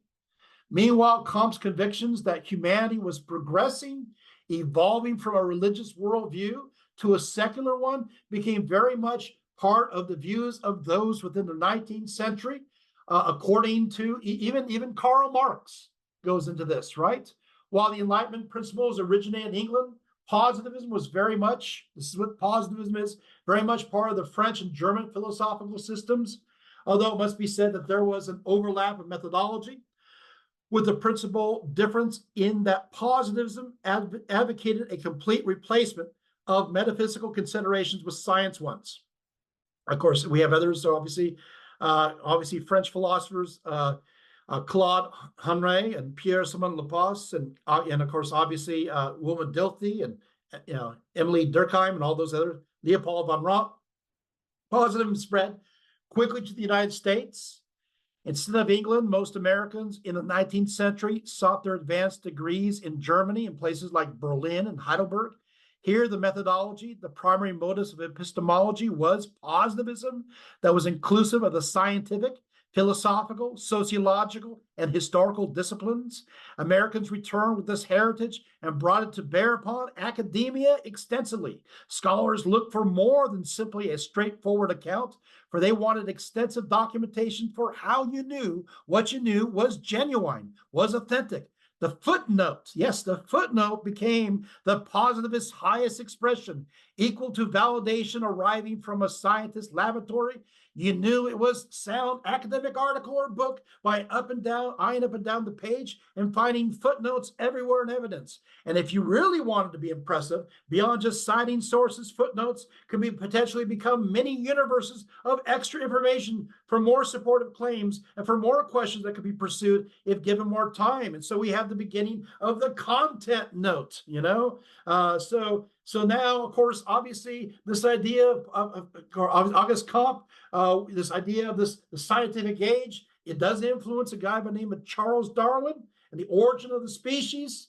And of course, basically what happens here is that he, of course, overthrows the idea of Aristotle's designation of species, and it takes in more of a fluid idea of categorization. And of course, obviously in the Beagle, he made some observations. And eventually you have this idea of we evolve as a species. We evolve as a species. See how these ideas are kind of connected. In short, natural selection is the process over time whereby various biological traits either increase or decrease in the given population as influenced by the environment.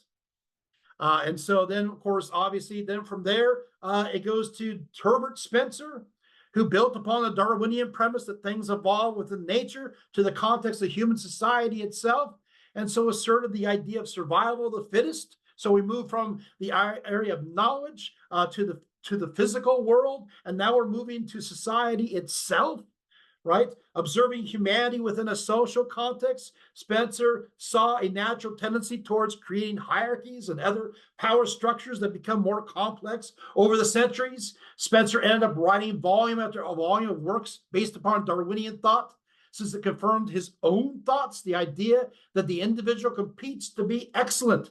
Spencer made the most articulate case for the Darwinian cause, both in nature and within society.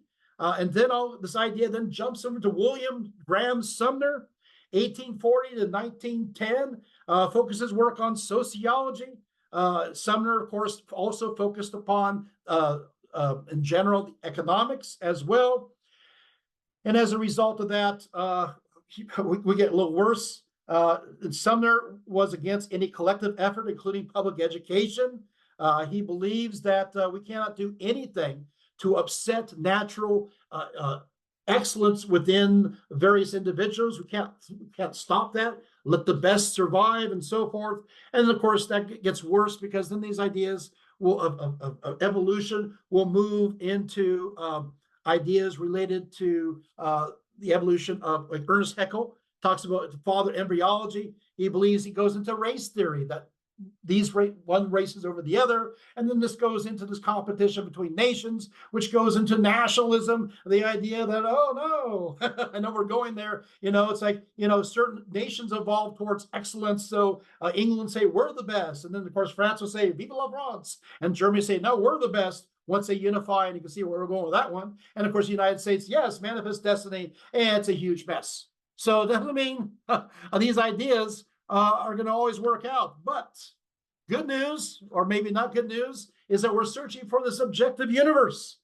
But with the influence of romanticism and other ideas, the individual is buttressed. And we have people like botanist Lester Frank Ward, and this idea of dynamic sociology. And the reality is then, is that the environment always changes, always shifts, always becomes something different.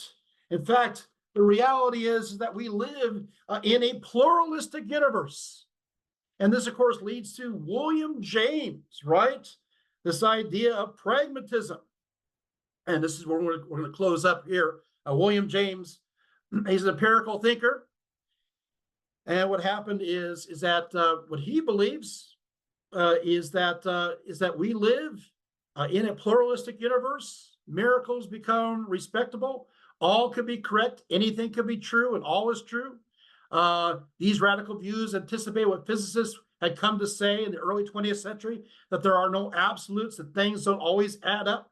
And so we go into this relativism that we can't always know, that what we have to do is operate with what we have. So the old maxiom of Newtonian metaphysics that the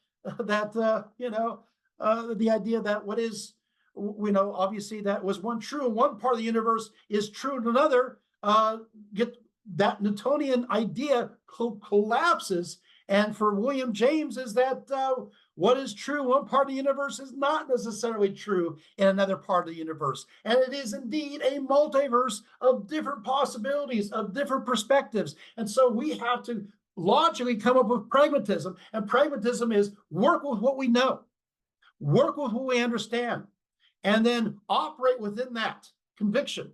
But when we ascertain or come upon information that goes against that paradigm, we should be pragmatic enough to change that paradigm to something else, to change it to the new formula. Don't let even the scientific community dictate what we do. Certain in-groups. We have to be open for open inquiry. And so that's one of the major ideas of William James, right? So, and of course, at this time, we're also getting quantum mechanics, and everything is changing.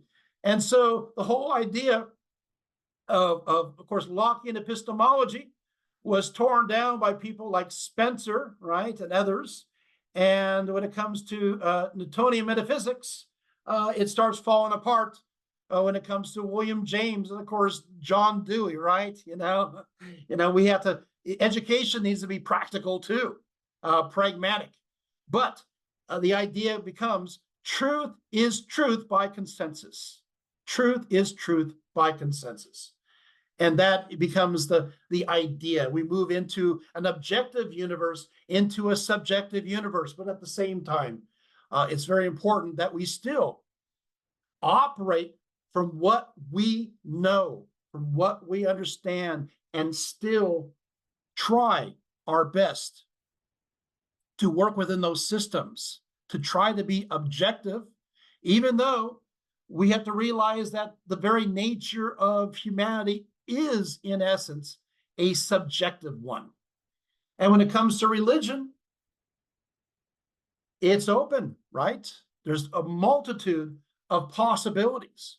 But with that multitude of possibilities, hopefully we have gained in the process a sense of toleration towards others. That's the ideal. So it kind of leads us all the way back to Thomas Kuhn, 1922 to 1996. And basically that idea is we have to be open for paradigm shifts. Scientific truth cannot be established solely by objective criteria, but is defined by consensus of the scientific community. And so truth, again, is truth by consensus. And I sense right now that we are in the middle of a scientific paradigm shift, and so many people and their reputations are at stake. And once again, religion enters into that conversation. But I'm hoping that by mapping out the evolution of these ideas and how we saw the paradigm shift move from a that was understood as a geocentric universe into a heliocentric universe, and also moving from the ideas of scholasticism into empiricism, I'm hoping that we will be more open to further shifts that lay ahead.